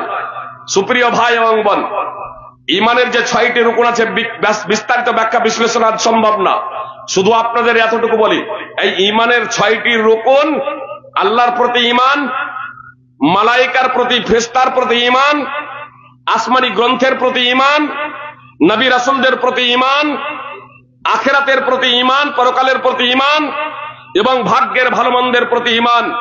এই 6টি বিষয়ের উপরে যদি আমাদের যথাযথ ঈমান না থাকে তাহলে আমরা মুসলমান হতে পারবো না। আজ মুসলমানদের ঘরে ঘরে বেনামাজি, মুসলমানদের ঘরে ঘরে শিরক এবং কুফর, আর তারপরেও মুসলমানরা এ বিষয়ে নীরব। এর অন্যতম কারণ হলো যে আমরা ঈমানের রুকন সম্পর্কে অবগত নয়, ঈমান বিধ্বংসী কারণ সমূহ সম্পর্কে, ইসলাম বিধ্বংসী কারণ সমূহ সম্পর্কে আমরা অবগত নয়। এ কারণে আজ আমাদের ঘরে ঘরে শিরক এবং বিদআত থাকা সত্ত্বেও আমরা নীরবতা অবলম্বন করে চলেছি, বরং সেগুলোকে সাপোর্ট করেই চলেছি। সুপ্রিয় ভাই এবং বোন, সাধারণভাবে বলি, যদি একটা উদাহরণ দিয়ে আপনাদের বুঝতে সুবিধা হবে, আপনার কেউ যদি নাভির নিচে যদি হাত বাঁধে আপনার পার্শ্বে, তাহলে আপনার মন মেজাজটা গরম হয় না, হয় না বলেন তো? যে কেউ যখন 2 হাতে মুসাফা করে তখন আপনি বলেন না তৎক্ষণাৎ, এই 2 হাতে মুসাফা কেন করছে, 1 হাতে করো? আপনি যদি আহলে হাদিস হন তাহলে এই কথাই বলেন, আর যদি মাযহাবী হানাফি বেরেলি যদি হয় তাহলে তখন বলে এই 2 হাতে মুসাফা করো। আর আপনি যদি 1 হাতে দেন, 1 হাত বাড়ান, তাহলে ওদের মুফতিরাও আপনাকে কি বলবে? আপনার সাথে মুসাফা করবো না, আপনি কাফের। আরে আপনাদের তো কাফের বলতে পারে। আমাকেই একদা 2 জন পীর দোতলা টুপিওয়ালা 2 জন চায়ের দোকানে চা পান করছেন। আমি গিয়ে সালাম দিলাম, আসসালামু আলাইকুম ওয়া রাহমাতুল্লাহি ওয়া বারাকাতুহু। তারপরে 1 হাত বাড়িয়েছে, তখন ওরা হাতটাকে টেনে নিয়েছেন, বলছেন আপনি কাফের, আপনার সালাম আমরা নেব না, আপনার সাথে মুসাফাও করব না। আমি বললাম কেন? বলছে আপনি কাফের। আমি বললাম আশহাদু আল্লা ইলাহা ইল্লাল্লাহ ওয়া আশহাদু আন্না মুহাম্মাদান আবদুহু ওয়া রাসূলুহু। আপনাদের আকীদার মানদণ্ডে আমার পূর্বের সব গুনাহ মাফ। তার কারণ রাসূল সাল্লাল্লাহু আলাইহি সাল্লাম বলেছেন, ইন্নাল ইসলাম ইয়াহদিমু মা কানা ক্বাবলা। যে ব্যক্তি ইসলাম কবুল করে তার পূর্বের সব গুনাহ মাফ হয়ে যায়। আপনারা আমাকে বললেন কাফের, তো আমি কালেমায়ে শাহাদাত পাঠ করে মুসলমান হয়ে গেলাম, আমার পূর্বের গুনাহ মাফ, আমি নিষ্পাপ। এখন এই মুহূর্তে আসুন এবার মুসাফা করি। একেবারে চোখ। আমি বলেন তাহলে কোন কালেমা পাঠ করে মুসলমান হতে হবে? আসলে ভাই সকল, আসলে 2 হাতে যদি মুসাফাটা আমি করতাম তাহলে কোনো সমস্যা ছিল না। আজকে আমরা 1 হাতে মুসাফা না 2 হাতে মুসাফা। জোরে আমিন না আস্তে আমিন? জোরে আমিন না আস্তে আমিন? বুকের উপরে হাত না নাভির নিচে হাত? এ নিয়ে আমাদের যত দ্বন্দ্ব, এ নিয়ে আমাদের যত ঝগড়া, এ নিয়ে আমাদের যত মসজিদ ভাগাভাগি, অবশ্যই যেটা সঠিক আছে করবেন। জোরে আমিন বলা অবশ্যই সুন্নাহ দ্বারা প্রমাণিত, বুকের উপর হাত বাঁধা অবশ্যই সুন্নাহ দ্বারা প্রমাণিত। যেটা সঠিক আছে অবশ্যই সেটা করেন এবং মার্জিত ভাবে তার প্রচার এবং পাবলিসিটি করেন। কিন্তু যে বিষয়গুলো ঈমানের রুকন, যে বিষয়গুলো ইসলামের রুকন, যে বিষয় না থাকলে একটা মানুষ মুসলমানই হতে পারে না, সেই বিষয়গুলো সম্পর্কে আমরা সিংহভাগ মুসলমানই জানি না। ফলে আজ আমরা মুসলমান সিংহভাগ বেনামাজি। আসলে আমাদের মসজিদে সেইভাবে প্রশিক্ষণ হয় না, সেইভাবে ট্রেনিং হয় না। জুনদুব বিন আব্দুল্লাহ রাদিয়াল্লাহু তাআলা আনহু বলছেন, কুন্না মা নবী সাল্লাল্লাহু আলাইহি সাল্লাম ওয়া নাহনু ফিতয়াতুন হাযাবিরা। আমরা নবী সাল্লাল্লাহু আলাইহি সাল্লামের নিকটে সক্ষম যুবক ছিলাম। আসলে নবী সাল্লাল্লাহু আলাইহি সাল্লাম যখন নবী হলেন তখন কেউ বৃদ্ধ অবস্থায় ইসলাম কবুল করেছেন, কেউ শৈশবকালে ইসলাম কবুল করেছেন, আবার কেউ যৌবন অবস্থায় ইসলাম কবুল করেছেন। জুনদুব বিন আব্দুল্লাহর মতো ব্যক্তিরা তারা যৌবনকালে ইসলাম কবুল করেছেন। তিনি বলছেন, আমরা নবী সাল্লাল্লাহু আলাইহি সাল্লামের নিকটে সক্ষম যুবক ছিলাম। ফাতাআল্লামনাল ঈমানা ক্বাবলা আন নাতাআল্লামাল কুরআন। আমরা কোরআন শিখার আগে ঈমান শিখেছি। কোরআন শিখার আগে ঈমান শিখেছি, সুম্মা তাআল্লামনাল কোরআন, তারপর কোরআন শিখেছি, ফাজদাদনা বিহি ঈমানা, আর কোরআন শিখার মাধ্যমে আমরা নিজেদের ঈমানকে বৃদ্ধি করেছি। সুনানে ইবনে মাজাহ হাদিস নম্বর 61, আমরা আলিফ বা তা সা করে কোন রকম কোরআন পড়তে শিখে নিলাম, আর তারপরে আমরা ঈমান কি জানি না। 60-70 বছর বয়স হয়ে যাচ্ছে, 30-40 বছর ধরে নামাজ পড়ছি, তারপরেও আমরা ঈমান কি বুঝি না। ঈমান কাকে বলে আমরা বুঝি না। জি, আর এজন্যই আপনারা দেখবেন অনেকেই আপনারা এই জায়গাতে তাদের ত্রুটি বিচ্যুতি, সুপ্রিয় ভাই এবং বোন, সবাই নেই সেই বিষয় নিয়ে আলোচনা করার। আমি শুধু আপনাদের বলতে চাই, এবং যারা মসজিদের ইমাম আছেন, আমাদের যারা ওলামায়ে কিরাম আছেন, বেশি বেশি করে তাওহীদের বিষয় নিয়ে আলোচনা করুন। তাওহীদ কি, তাওহীদ কি কি কারণে বিনষ্ট হয়ে যায়, ইসলাম কি, ঈমান কি, ঈমান কাকে বলে, ঈমানের রুকন, যদি এই বিষয়গুলো আমরা আমাদের বাচ্চাদের, পথিকাদের মস্তিষ্কে যদি ভরে দিতে পারি, তাহলে বেনামাজি আমাদের সমাজে থাকতে পারে না। সুপ্রিয় ভাই এবং বোন, আজকে বেনামাজি সুদ হারাম জানার পরেও সুদ খায়, মিথ্যা হারাম জানার পরেও মিথ্যা বলে, রিজকের মালিক আল্লাহ এটা জানার পরেও আমরা আলেম ওলামা অনেক সময় মসজিদ কমিটিকে ভয় করি, জালসা কমিটিকে ভয় করি, বক্তারা বক্তব্য দিতে গিয়ে, মাদ্রাসার ওলামায়ে কেরাম আমরা মাদ্রাসা কমিটিকে ভয় করি, রিজকের মালিক আল্লাহ মুখে বলি, কিন্তু অন্তরের দৃঢ় বিশ্বাস অনেক সময় আমাদের থাকে না, ফলে আমরা হক কথা বলতে দ্বিধাবোধ করি। সুপ্রিয় ভাই এবং বোন, আসলে আমাদের ঈমানে ঘাটতি রয়েছে, ঈমানের ত্রুটি রয়েছে। এজন্য বলবো যে ঈমানকে যথার্থভাবে আমাদেরকে জানতে হবে। এই যে ঈমানের 6টা রুকুন বললাম, এগুলোকে আপনাদের যথাযথভাবে আমাদের প্রত্যেকে জানতে হবে। এজন্য মসজিদের ইমামদেরকে বলবো যে মসজিদের ইমাম যারা আছেন, তারা আপনার মুসল্লিদের আপনার সম্পর্কিত বইগুলো দাস দিন। তাফসীরে কোরআন, আহসানুল বায়ান বা যে কোনো তাফসীর, বা আপনি নিজে আলেম, কোরআনের তাফসীর করুন সংক্ষিপ্ত ভাবে। অন্তত আমাদের আলেমদের মাঝে যে কুসংস্কার, আমাদের সমাজের মাঝে যে কুসংস্কার আছে, এই কুসংস্কার দূরীভূত হয়ে যাবে ইনশাআল্লাহ। আমাদের সমাজের সংস্কার এবং সংশোধন ততক্ষণ পর্যন্ত হতে পারে না। আমাদের বেনামাজিগুলোকে নামাজি বানাতে আমরা পারি না ততক্ষণ পর্যন্ত। বলছেন ওয়া ইন্নাহা লাকাবীরাতুন ইল্লা আলাল খাশিঈন, অবশ্যই নামাজ খুবই ভারী। আল্লাহ বলছেন নামাজ ধৈর্যের মাধ্যমে আল্লাহর কাছে সাহায্য প্রার্থনা করো। তারপরে বলছেন অবশ্যই নামাজ খুবই ভারী। তো নামাজ যদি খুবই ভারী হয়, তাহলে এই ভারী জিনিস উঠাতে পারবে অমুসলমান? তো অমুসলমান আজকে যারা কালেমাই শাহাদাত পাঠ করেছি নিজেদের মুসলমান বলি, 95% মুসলমান আমরা বেনামাজি নয়। বেনামাজি কেন? আল্লাহ নিজেই বলছেন নামাজ খুবই ভারী। সুপ্রিয় ভাই এবং বোন, যদি নর্তকী হয়, বাদ্যযন্ত্র হয়, গান বাজনা হয়, মেলা হয়, আহ্বান করতে হয় না, সেই জায়গাতে লোকেদের এমনি ভিড় হয় না? ক্রিকেট খেলা হয়, আপনার প্রচুর লোকের সমাগম সেই জায়গাতে হয়, লক্ষ লক্ষ টাকা খরচ করে টিকিট কেটে আপনার ক্রিকেট খেলা দেখে, ওই জায়গাতে মানুষকে বিশেষভাবে আহ্বান করতে হয় না সুপ্রিয় ভাই এবং বোন। কিন্তু আপনার এই জালসা জুলুসে, ইসলামিক প্রোগ্রামে দীর্ঘদিন ধরে আপনাদেরকে জানানো হয়, আপনাদেরকে আহ্বান জানানো হয়, আপনাদের জন্য মাংস ভাতের ব্যবস্থাও করা হয় অনেক জায়গায়, আর তারপরেও এই জায়গাতে লোকের সংখ্যা খুব কম হয়। কেন জানেন? ওহি খুব ভারী জিনিস। আল্লাহ নিজেই বলছেন ইন্না সানুলকি আলাইকা কাউলান সাকিলা। মুহাম্মদ সাল্লাল্লাহু আলাইহি ওয়াসাল্লাম বলছেন নিশ্চয় আমি তোমার উপরে খুব ভারী জিনিস অবতীর্ণ করছি। তো কোরআন হলো খুব ভারী জিনিস। তো ভারী জিনিস লোড নেওয়ার জন্য মানুষ দরকার না, তো ঈমান দরকার। এখানে যাদের ঈমান আছে তারা এই জায়গাতে আসবে, যাদের ঈমান আছে সুপ্রিয় ভাই এবং বোন, তারা এই জায়গাতে আসবে।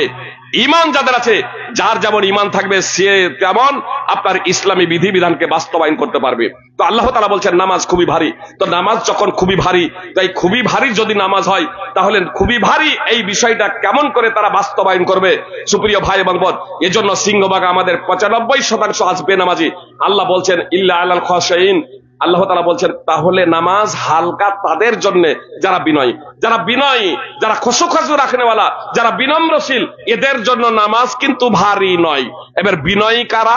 এ প্রসঙ্গে স্বয়ং আল্লাহ তাআলা বলছেন আল্লাযীনা ইয়াযুন্নুনা আন্নাহুম মুলাকু রাব্বিহিম ওয়া আন্নাহুম ইলাইহি রাজিউন। যাদের এই দৃঢ় বিশ্বাস আছে যে আল্লাহর সাথে তাদের সাক্ষাৎ ঘটবেই এবং আল্লাহর কাছেই তাদের ফিরে যেতে হবে, তারাই হচ্ছে বিনয়ী। সূরা বাকারা 2 নম্বর সূরার 45 এবং 46 নম্বর আয়াত। সুপ্রিয় ভাই এবং বোন, আল্লাহর প্রতি ঈমানের তাৎপর্য কি? আল্লাহর প্রতি ঈমানের তাৎপর্য আল্লাহর সাথে সাক্ষাৎ ঘটবেই, আল্লাহর কাছেই ফিরে যেতে হবে। এই যাদের দৃঢ় বিশ্বাস আছে, এই যাদের আকীদা আছে, তাদের জন্য নামাজ খুবই হালকা। তারা 5 ওয়াক্তের নামাজি হবে, এটাই স্বাভাবিক। 5 ওয়াক্তের নামাজি নয়, এর তাৎপর্য হলো যে আল্লাহর প্রতি এর দৃঢ় বিশ্বাস নেই, দৃঢ় ঈমান নেই, আল্লাহর প্রতি তার দৃঢ় ঈমান নেই। সুপ্রিয় ভাই এবং বোন, আপনাদের বলি, উত্তপ্ত একটা রড আছে লোহার। আমরা যদি জানি এই লোহার রডটা অত্যন্ত গরম আছে, জেনে শুনে কেউ হাত দেব? কি বলছেন? নিজে দেব না। আমার কোনো ছেলে মেয়ে বা পাড়া প্রতিবেশী তারা যদি ওই লোহার রডটাতে হাত দিতে আসে, আর আমি যদি জানি যে এই লোহার রডটা অত্যন্ত গরম আছে, অত্যন্ত গরম আছে, তাহলে তাদেরকে হাত দিতে দেব দেখে শুনে? দিব? এই লোহার রডের উত্তাপ কি জাহান্নামের আগুন থেকে কম? কি বলছেন? যে কম না বেশি?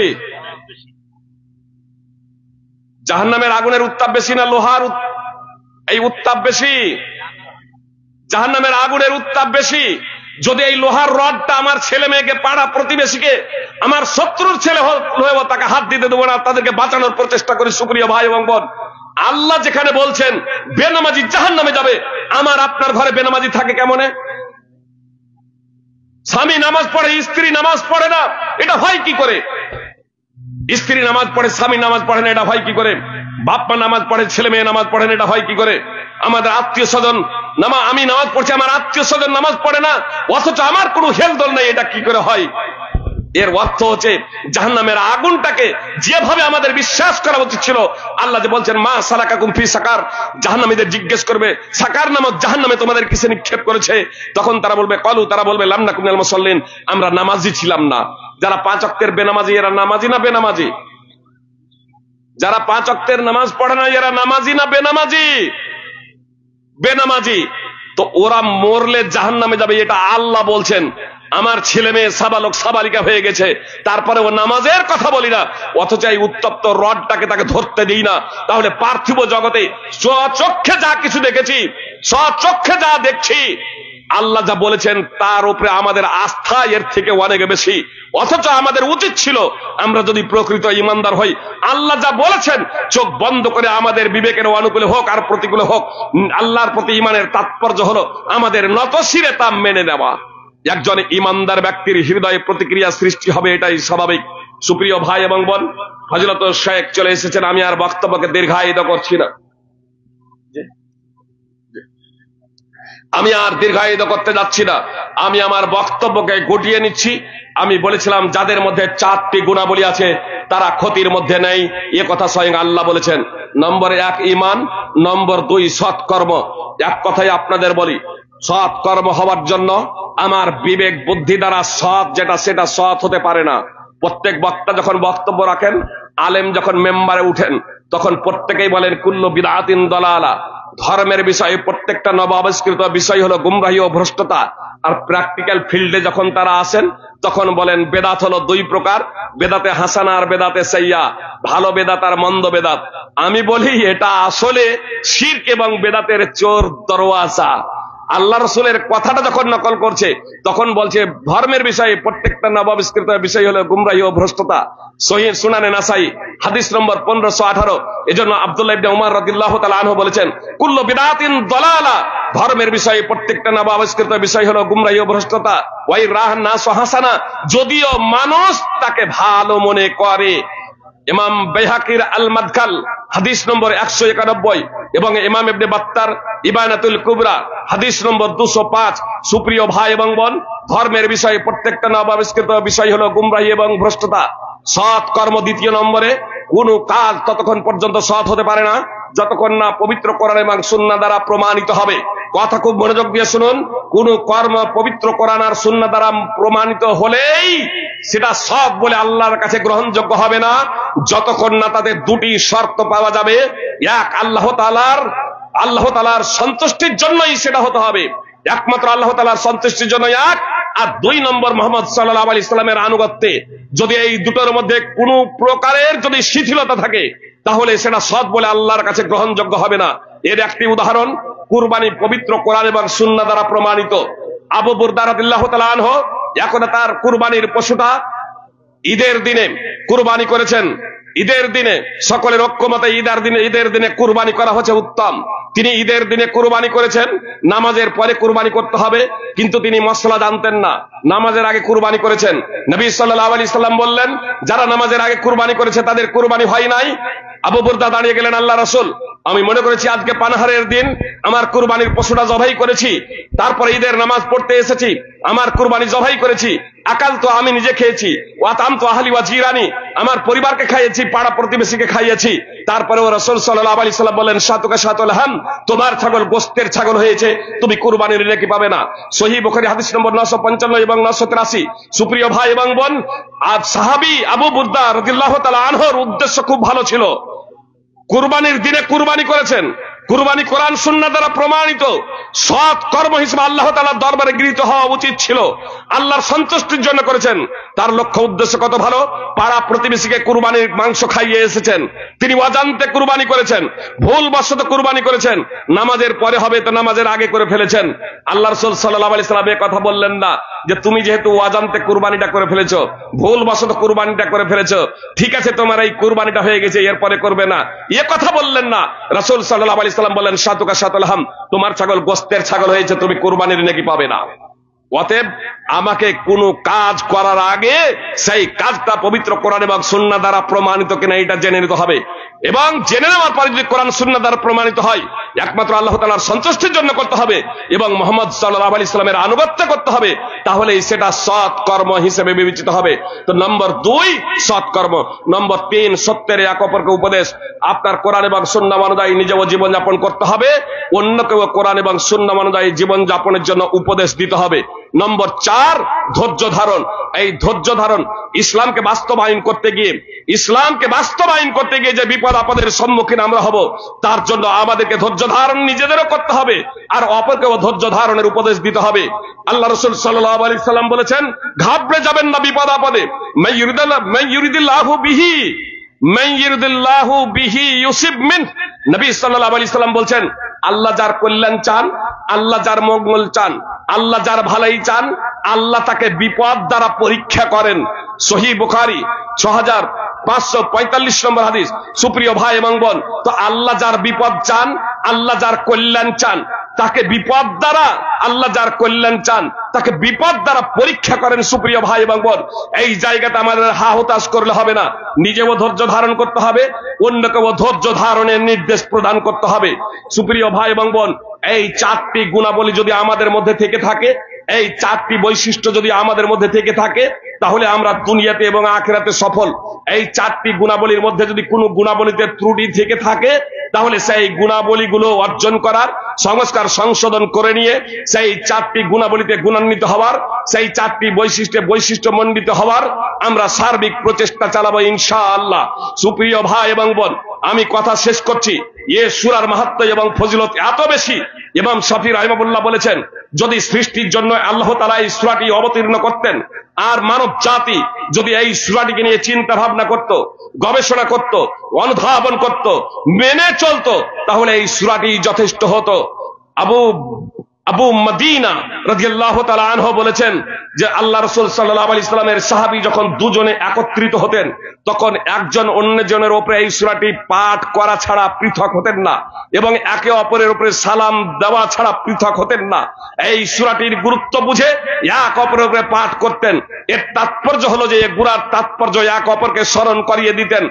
আল্লামা নাসরুদ্দিন আলবানী রাহিমাহুল্লাহ অত্র হাদিসটি সিলসিলাতুল হাদিস সাইয়া হাদিস নম্বর 2648 উল্লেখ করেছেন। অতঃপর বলছেন, এটি হচ্ছে একটি ইবাদত। সাহাবায়ে কেরাম আল্লাহ রাসূল সাল্লাল্লাহু আলাইহি সাল্লামের কাছ থেকে না শুনে এটা করেন নাই, বরং আল্লাহ রাসূল সাল্লাল্লাহু আলাইহি সাল্লামের কাছ থেকে শুনে এই কাজ করেছেন। এই সূরার এতটাই গুরুত্ব এবং তাৎপর্য যে একজন অপরজনের সাথে মিলিত হলেও যখন পৃথক হতেন একে অপরকে স্মরণ করিয়ে দিতেন। এজন্য আপনাদেরকে বলবো, দুনিয়ায় এবং আখিরাতে সফলতার জন্য এই সূরাটি আমাদের অনুধাবন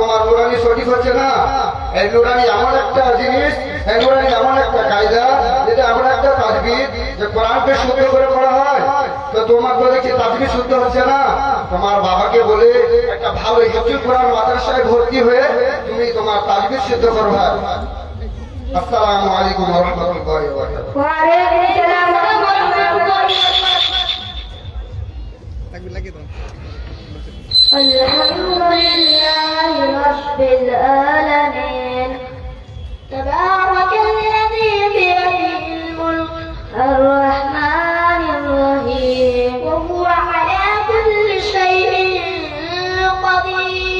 مالك يوم الدين الذي خلق سبع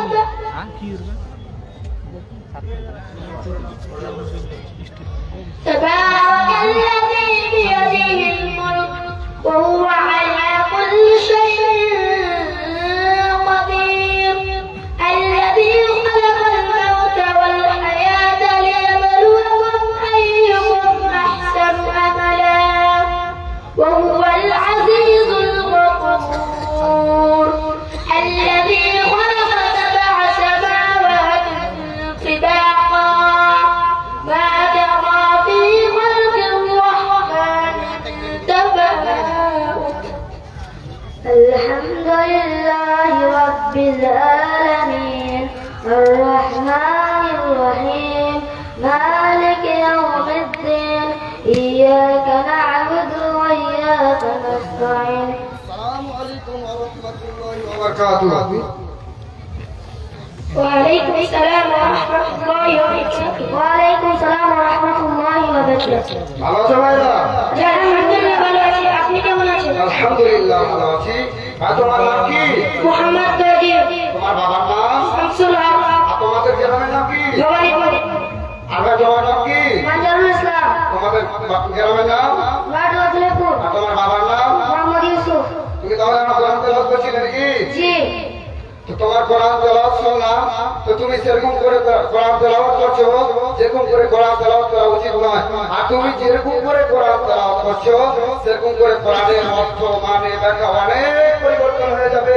ভাই ভাই তোমার বাবাকে বলে একটা কোনো ভালো হিফজুল কোরআন মাদ্রাসায় ভর্তি হয়ে গিয়ে তোমার তাকবীর তাড়াতাড়ি শুদ্ধ করে নাও।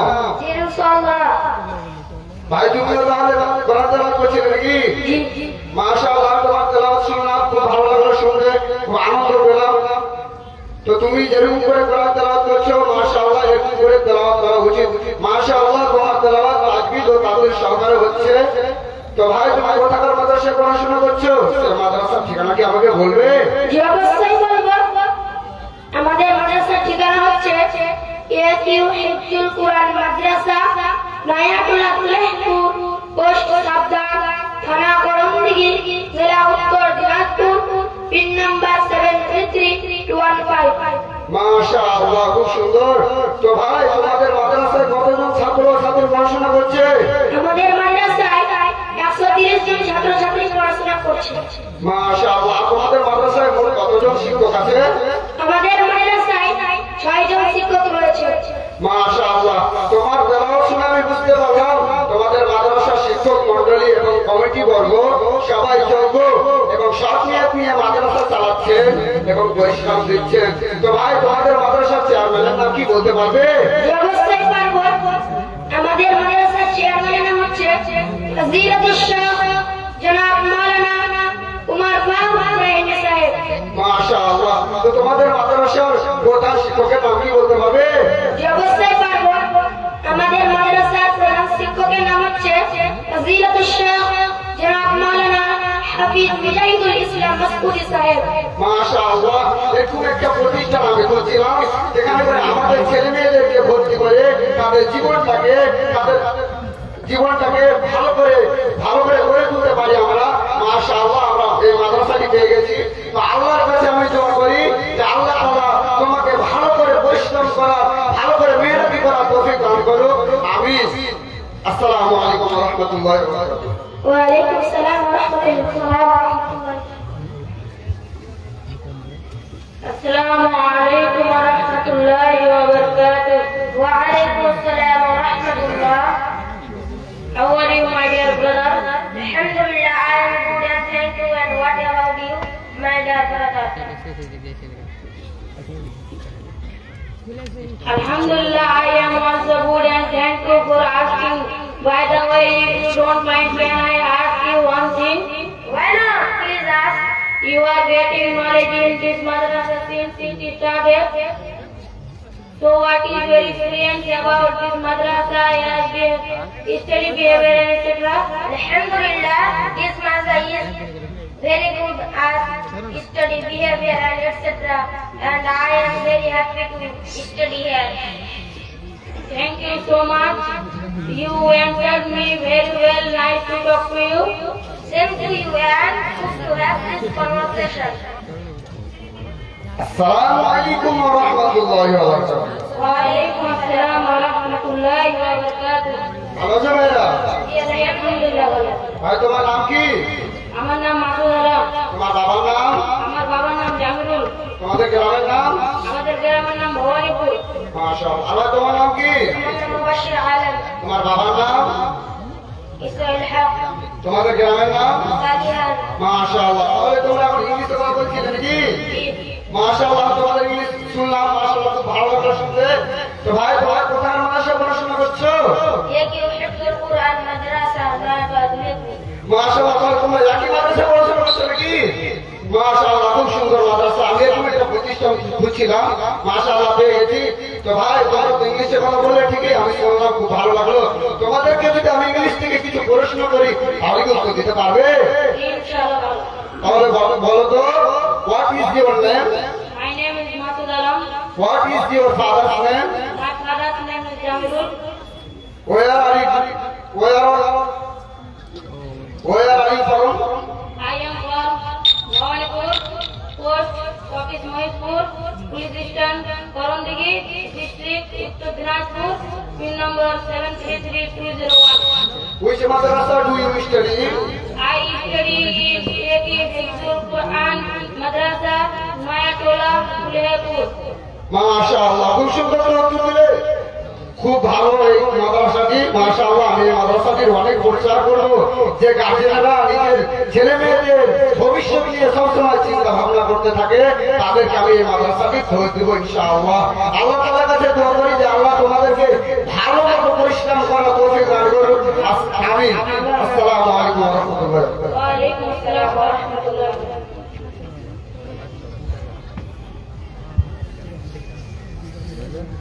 আসসালামু আলাইকুম ওয়া রাহমাতুল্লাহি ওয়া বারাকাতুহু। ওয়ালাইকুম আসসালাম। ভালো আছেন? আলহামদুলিল্লাহ ভালো আছি। আপনি কেমন আছেন? আলহামদুলিল্লাহ ভালো আছি। তা আপনারা কিছু বলছেন নাকি? জি, বলছিলাম যে ভাই হাফিজ সাহেব, আপনাকে অনেকদিন থেকে করছি, আপনি কোথায় ছিলেন? কি বলবো বলেন, মাদ্রাসায় পড়াশোনা করাচ্ছি, তো সেখান থেকে অনেক চাপ আসছে, তার জন্য বাড়ি আসতে পারছি না। আপনি কিছু কাছে রাখতে বলেছিলেন নাকি? জি, বলছিলাম যে আপনি আমাদের গ্রামের একজন শিক্ষিত আলেম ও হাফিজ সাহেব, তো আপনি একটি ভালো আদর্শ হিফজুল কোরআন মাদ্রাসা খুঁজে দেন না, আমরা আমাদের ছেলে মেয়েদেরকে ভর্তি করে ভালো ও শুদ্ধ তাজবীর সহকারে কোরআন শিখিয়ে, সাথে সাথে আধুনিক শিক্ষা শিখিয়ে যেন আমাদের সমাজটার উন্নতি করতে পারি। জি হ্যাঁ, অবশ্যই দিব। আমি এখনই রাস্তা ধার দিয়ে আসছিলাম, মাশাআল্লাহ একটা মাদ্রাসা পড়াশোনা হচ্ছিল, কোরআন তেলাওয়াত হচ্ছিল, ইংলিশে কথা বলছিল, মাশাআল্লাহ। তাদেরকে আমি কোরআন থেকে কিছু জিজ্ঞেস করলাম, মাশাআল্লাহ খুব সুন্দর উত্তর দিল। তারা ইংলিশে কথা বলছিল, মাশাআল্লাহ খুব সুন্দর উত্তর দিল। তারা কোরআন পড়ছে, মাশাআল্লাহ তাজবীর সহকারে হচ্ছে। আমি তো সেরকমই একটা শিক্ষা প্রতিষ্ঠান খুঁজছিলাম, যাতে করে আমাদের ছেলে মেয়েদের ভবিষ্যৎটা গড়ে তোলার চেষ্টা করে গড়ে তুলতে পারি। তাহলে সেই মাদ্রাসার ঠিকানাটা বলে দিতে পারবেন? জি হ্যাঁ, অবশ্যই পারবো। সে মাদ্রাসার ঠিকানা হচ্ছে এক হিফজুল কোরআন মাদ্রাসা, নয়াটোলা উলেহপুর, পোস্ট সাবধান, থানা করণদিঘি, জেলা উত্তর দিনাজপুর, পিন নম্বর 733215। ভাই, সেই মাদ্রাসার চেয়ারম্যানের নামটা বলে দিতে পারবেন? জি হ্যাঁ, অবশ্যই পারবো। সে মাদ্রাসার চেয়ারম্যানের নাম হচ্ছে ফজিলাতুল শেখ জনাব মাওলানা উমর ফারুক রাহিমি সাহেব। সেই মাদ্রাসার প্রধান শিক্ষকের নাম? ফজিলাতুল শেখ জনাব মাওলানা মুজাহিদুল ইসলাম মাসউদি সাহেব। ভাই, সবই তো জানলাম, তো সেই মাদ্রাসার চেয়ারম্যানের নাম্বারটা বলে দিতে পারবেন? জি হ্যাঁ, অবশ্যই পারবো। সে মাদ্রাসার চেয়ারম্যানের নাম্বারটা হচ্ছে ঢুকে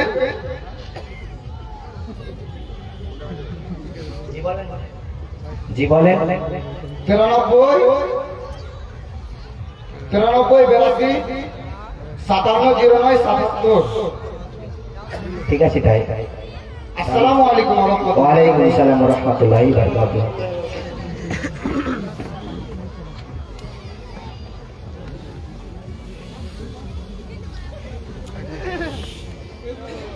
আসসালামু আলাইকুম ওয়া রাহমাতুল্লাহি ওয়া বারাকাতুহু।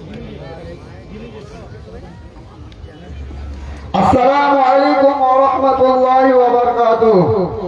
এই জালসায় উপস্থিত অনুপস্থিত গার্জিয়ানদের কাছে আমার অনুরোধ যে আপনারা আপনার ছেলে মেয়েদের ভবিষ্যৎটাকে গড়ে তোলার জন্য এই আমাদের অত্র মাদ্রাসা একই হিফজুল কোরআন মাদ্রাসায় ভর্তি করে তাদেরকে একটা ভালো আদর্শ তাজবিদ ও তেলাওয়াত শিখিয়ে তাদেরকে ভালো করে একটা কোরআনের হাফিজ বানিয়ে তোলার জন্য তাদেরকে আমাদের এই মাদ্রাসা অত্র মাদ্রাসায় ভর্তি করবেন।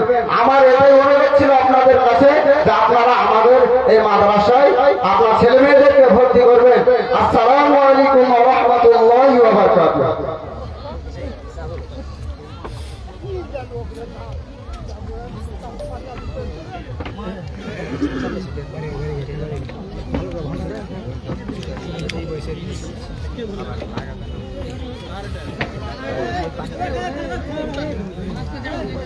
মাশাআল্লাহ, আপনারা ইসলামিক ড্রামাটি দেখতে পেলেন, সেটা কোরআন শুদ্ধ করার উপরেই ছিল।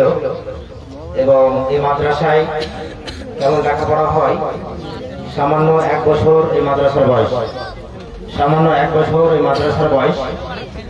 অধিকাংশই এলাকা ভিত্তিক ছাত্র এখানে লেখাপড়া করে। আপনারা আজকে অবশ্যই বুঝতে পারবেন যে সেই বাচ্চাদের তাজবিদটা কতটা শুদ্ধ হয়েছে। যারা সেই ডিপার্টমেন্টের ব্যক্তিবর্গ তাজবিদ বা কেরাত ডিপার্টমেন্টের, তিনারা অবশ্যই বুঝতে পারবেন। এই মাদ্রাসায় গত জানুয়ারি থেকে শিক্ষার পরিকাঠামো চালু করা হয়েছে। এখন অবধি আমরা 1 বছর হলো, আলহামদুলিল্লাহ 130টা ছাত্রছাত্রী, তার মধ্যে প্রায় 10 জনের মতো মেয়ে এই এলাকার অর্থাৎ এই অত্র গ্রামের মেয়ে লেখাপড়া করে। বহিরাগত মেয়েদের ব্যবস্থা আমরা করতে পারিনি। ইনশাআল্লাহ আগামীতে আমরা চেষ্টা করছি নারী ও পুরুষ অর্থাৎ ছেলে ও মেয়ে বিভাগ এখানে আমরা করব।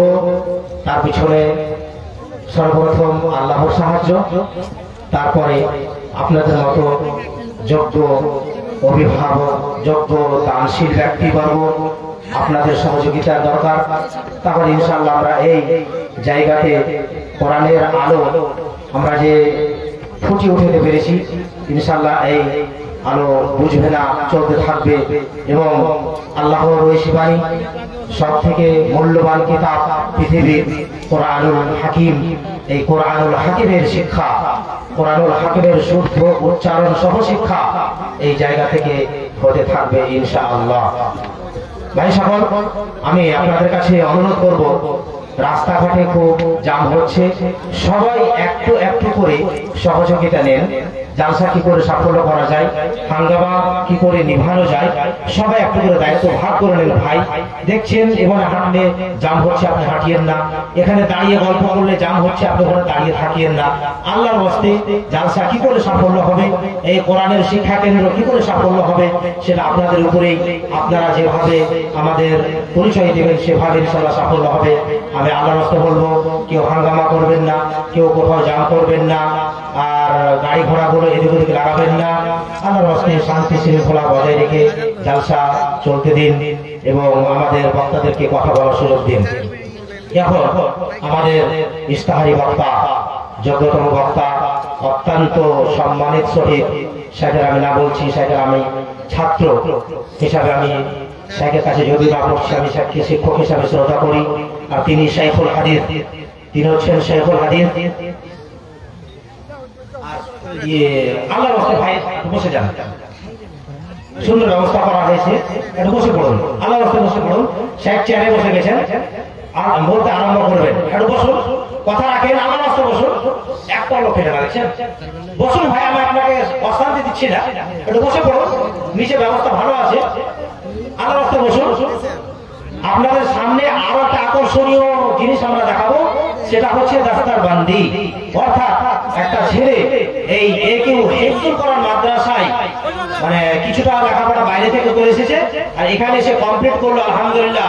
আর বেশি অংশটাও এখানে কমপ্লিট করলো, কিছু অংশটা বাইরে পড়েছিল, বেশি অংশটা এখানে কমপ্লিট করেছে। সেই ছেলেটাকে আপনাদের সামনে আমরা দাস্তার বান্দি দিয়ে বিদায় জানাবো। শেখ আছেন, হ্যাঁ, তো ইনার হাত দিয়ে আমরা সেই ছেলেটাকে বিদায় জানাবো। তো আপনারা আদালতে বসে যান। এখন আমাদের সামনে ফাজিলাতুল শাইখ মুজাম্মিল হক সাহেব হাফেজাহুল্লাহ। আসসালামু আলাইকুম। আসসালামু আলাইকুম ওয়া রাহমাতুল্লাহ।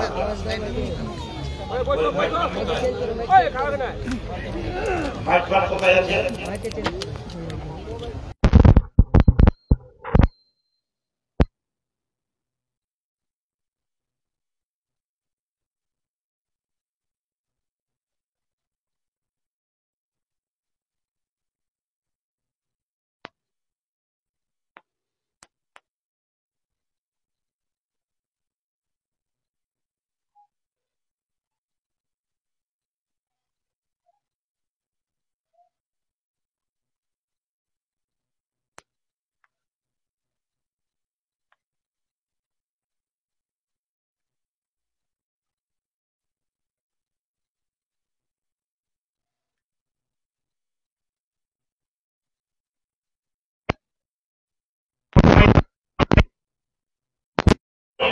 ربنا تقبل منا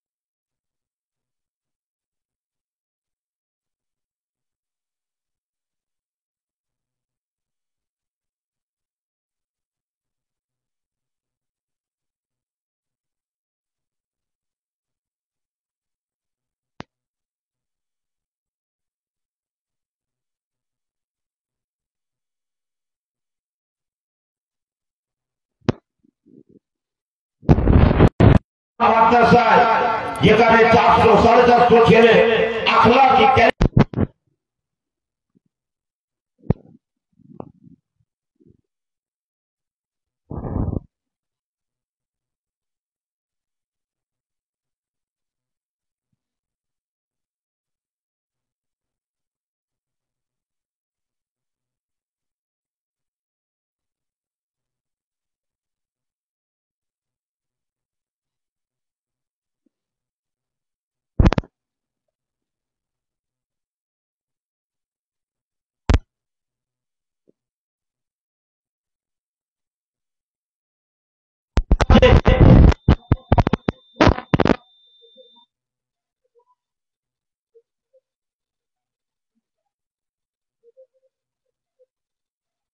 ছেলে তবে মাহবুব দেয়। আল্লাহর কাছে যদি খাও, আল্লাহর কাছে যদি কাঁদো, তবে আল্লাহ তোমাকে কিছু দেবে। আগে আল্লাহর কাছে একটু কাঁদো। কি কাঁদো? কাঁদতে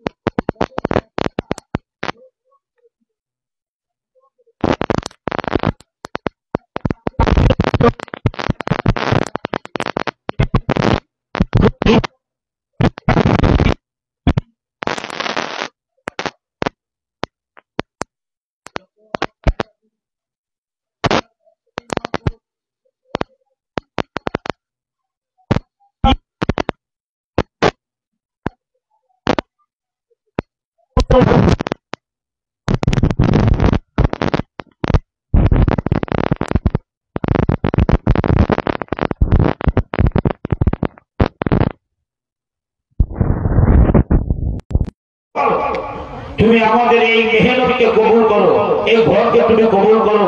হে আল্লাহ, আমরা যে দোয়া করছি তুমি আমাদের দোয়া সকলকারী।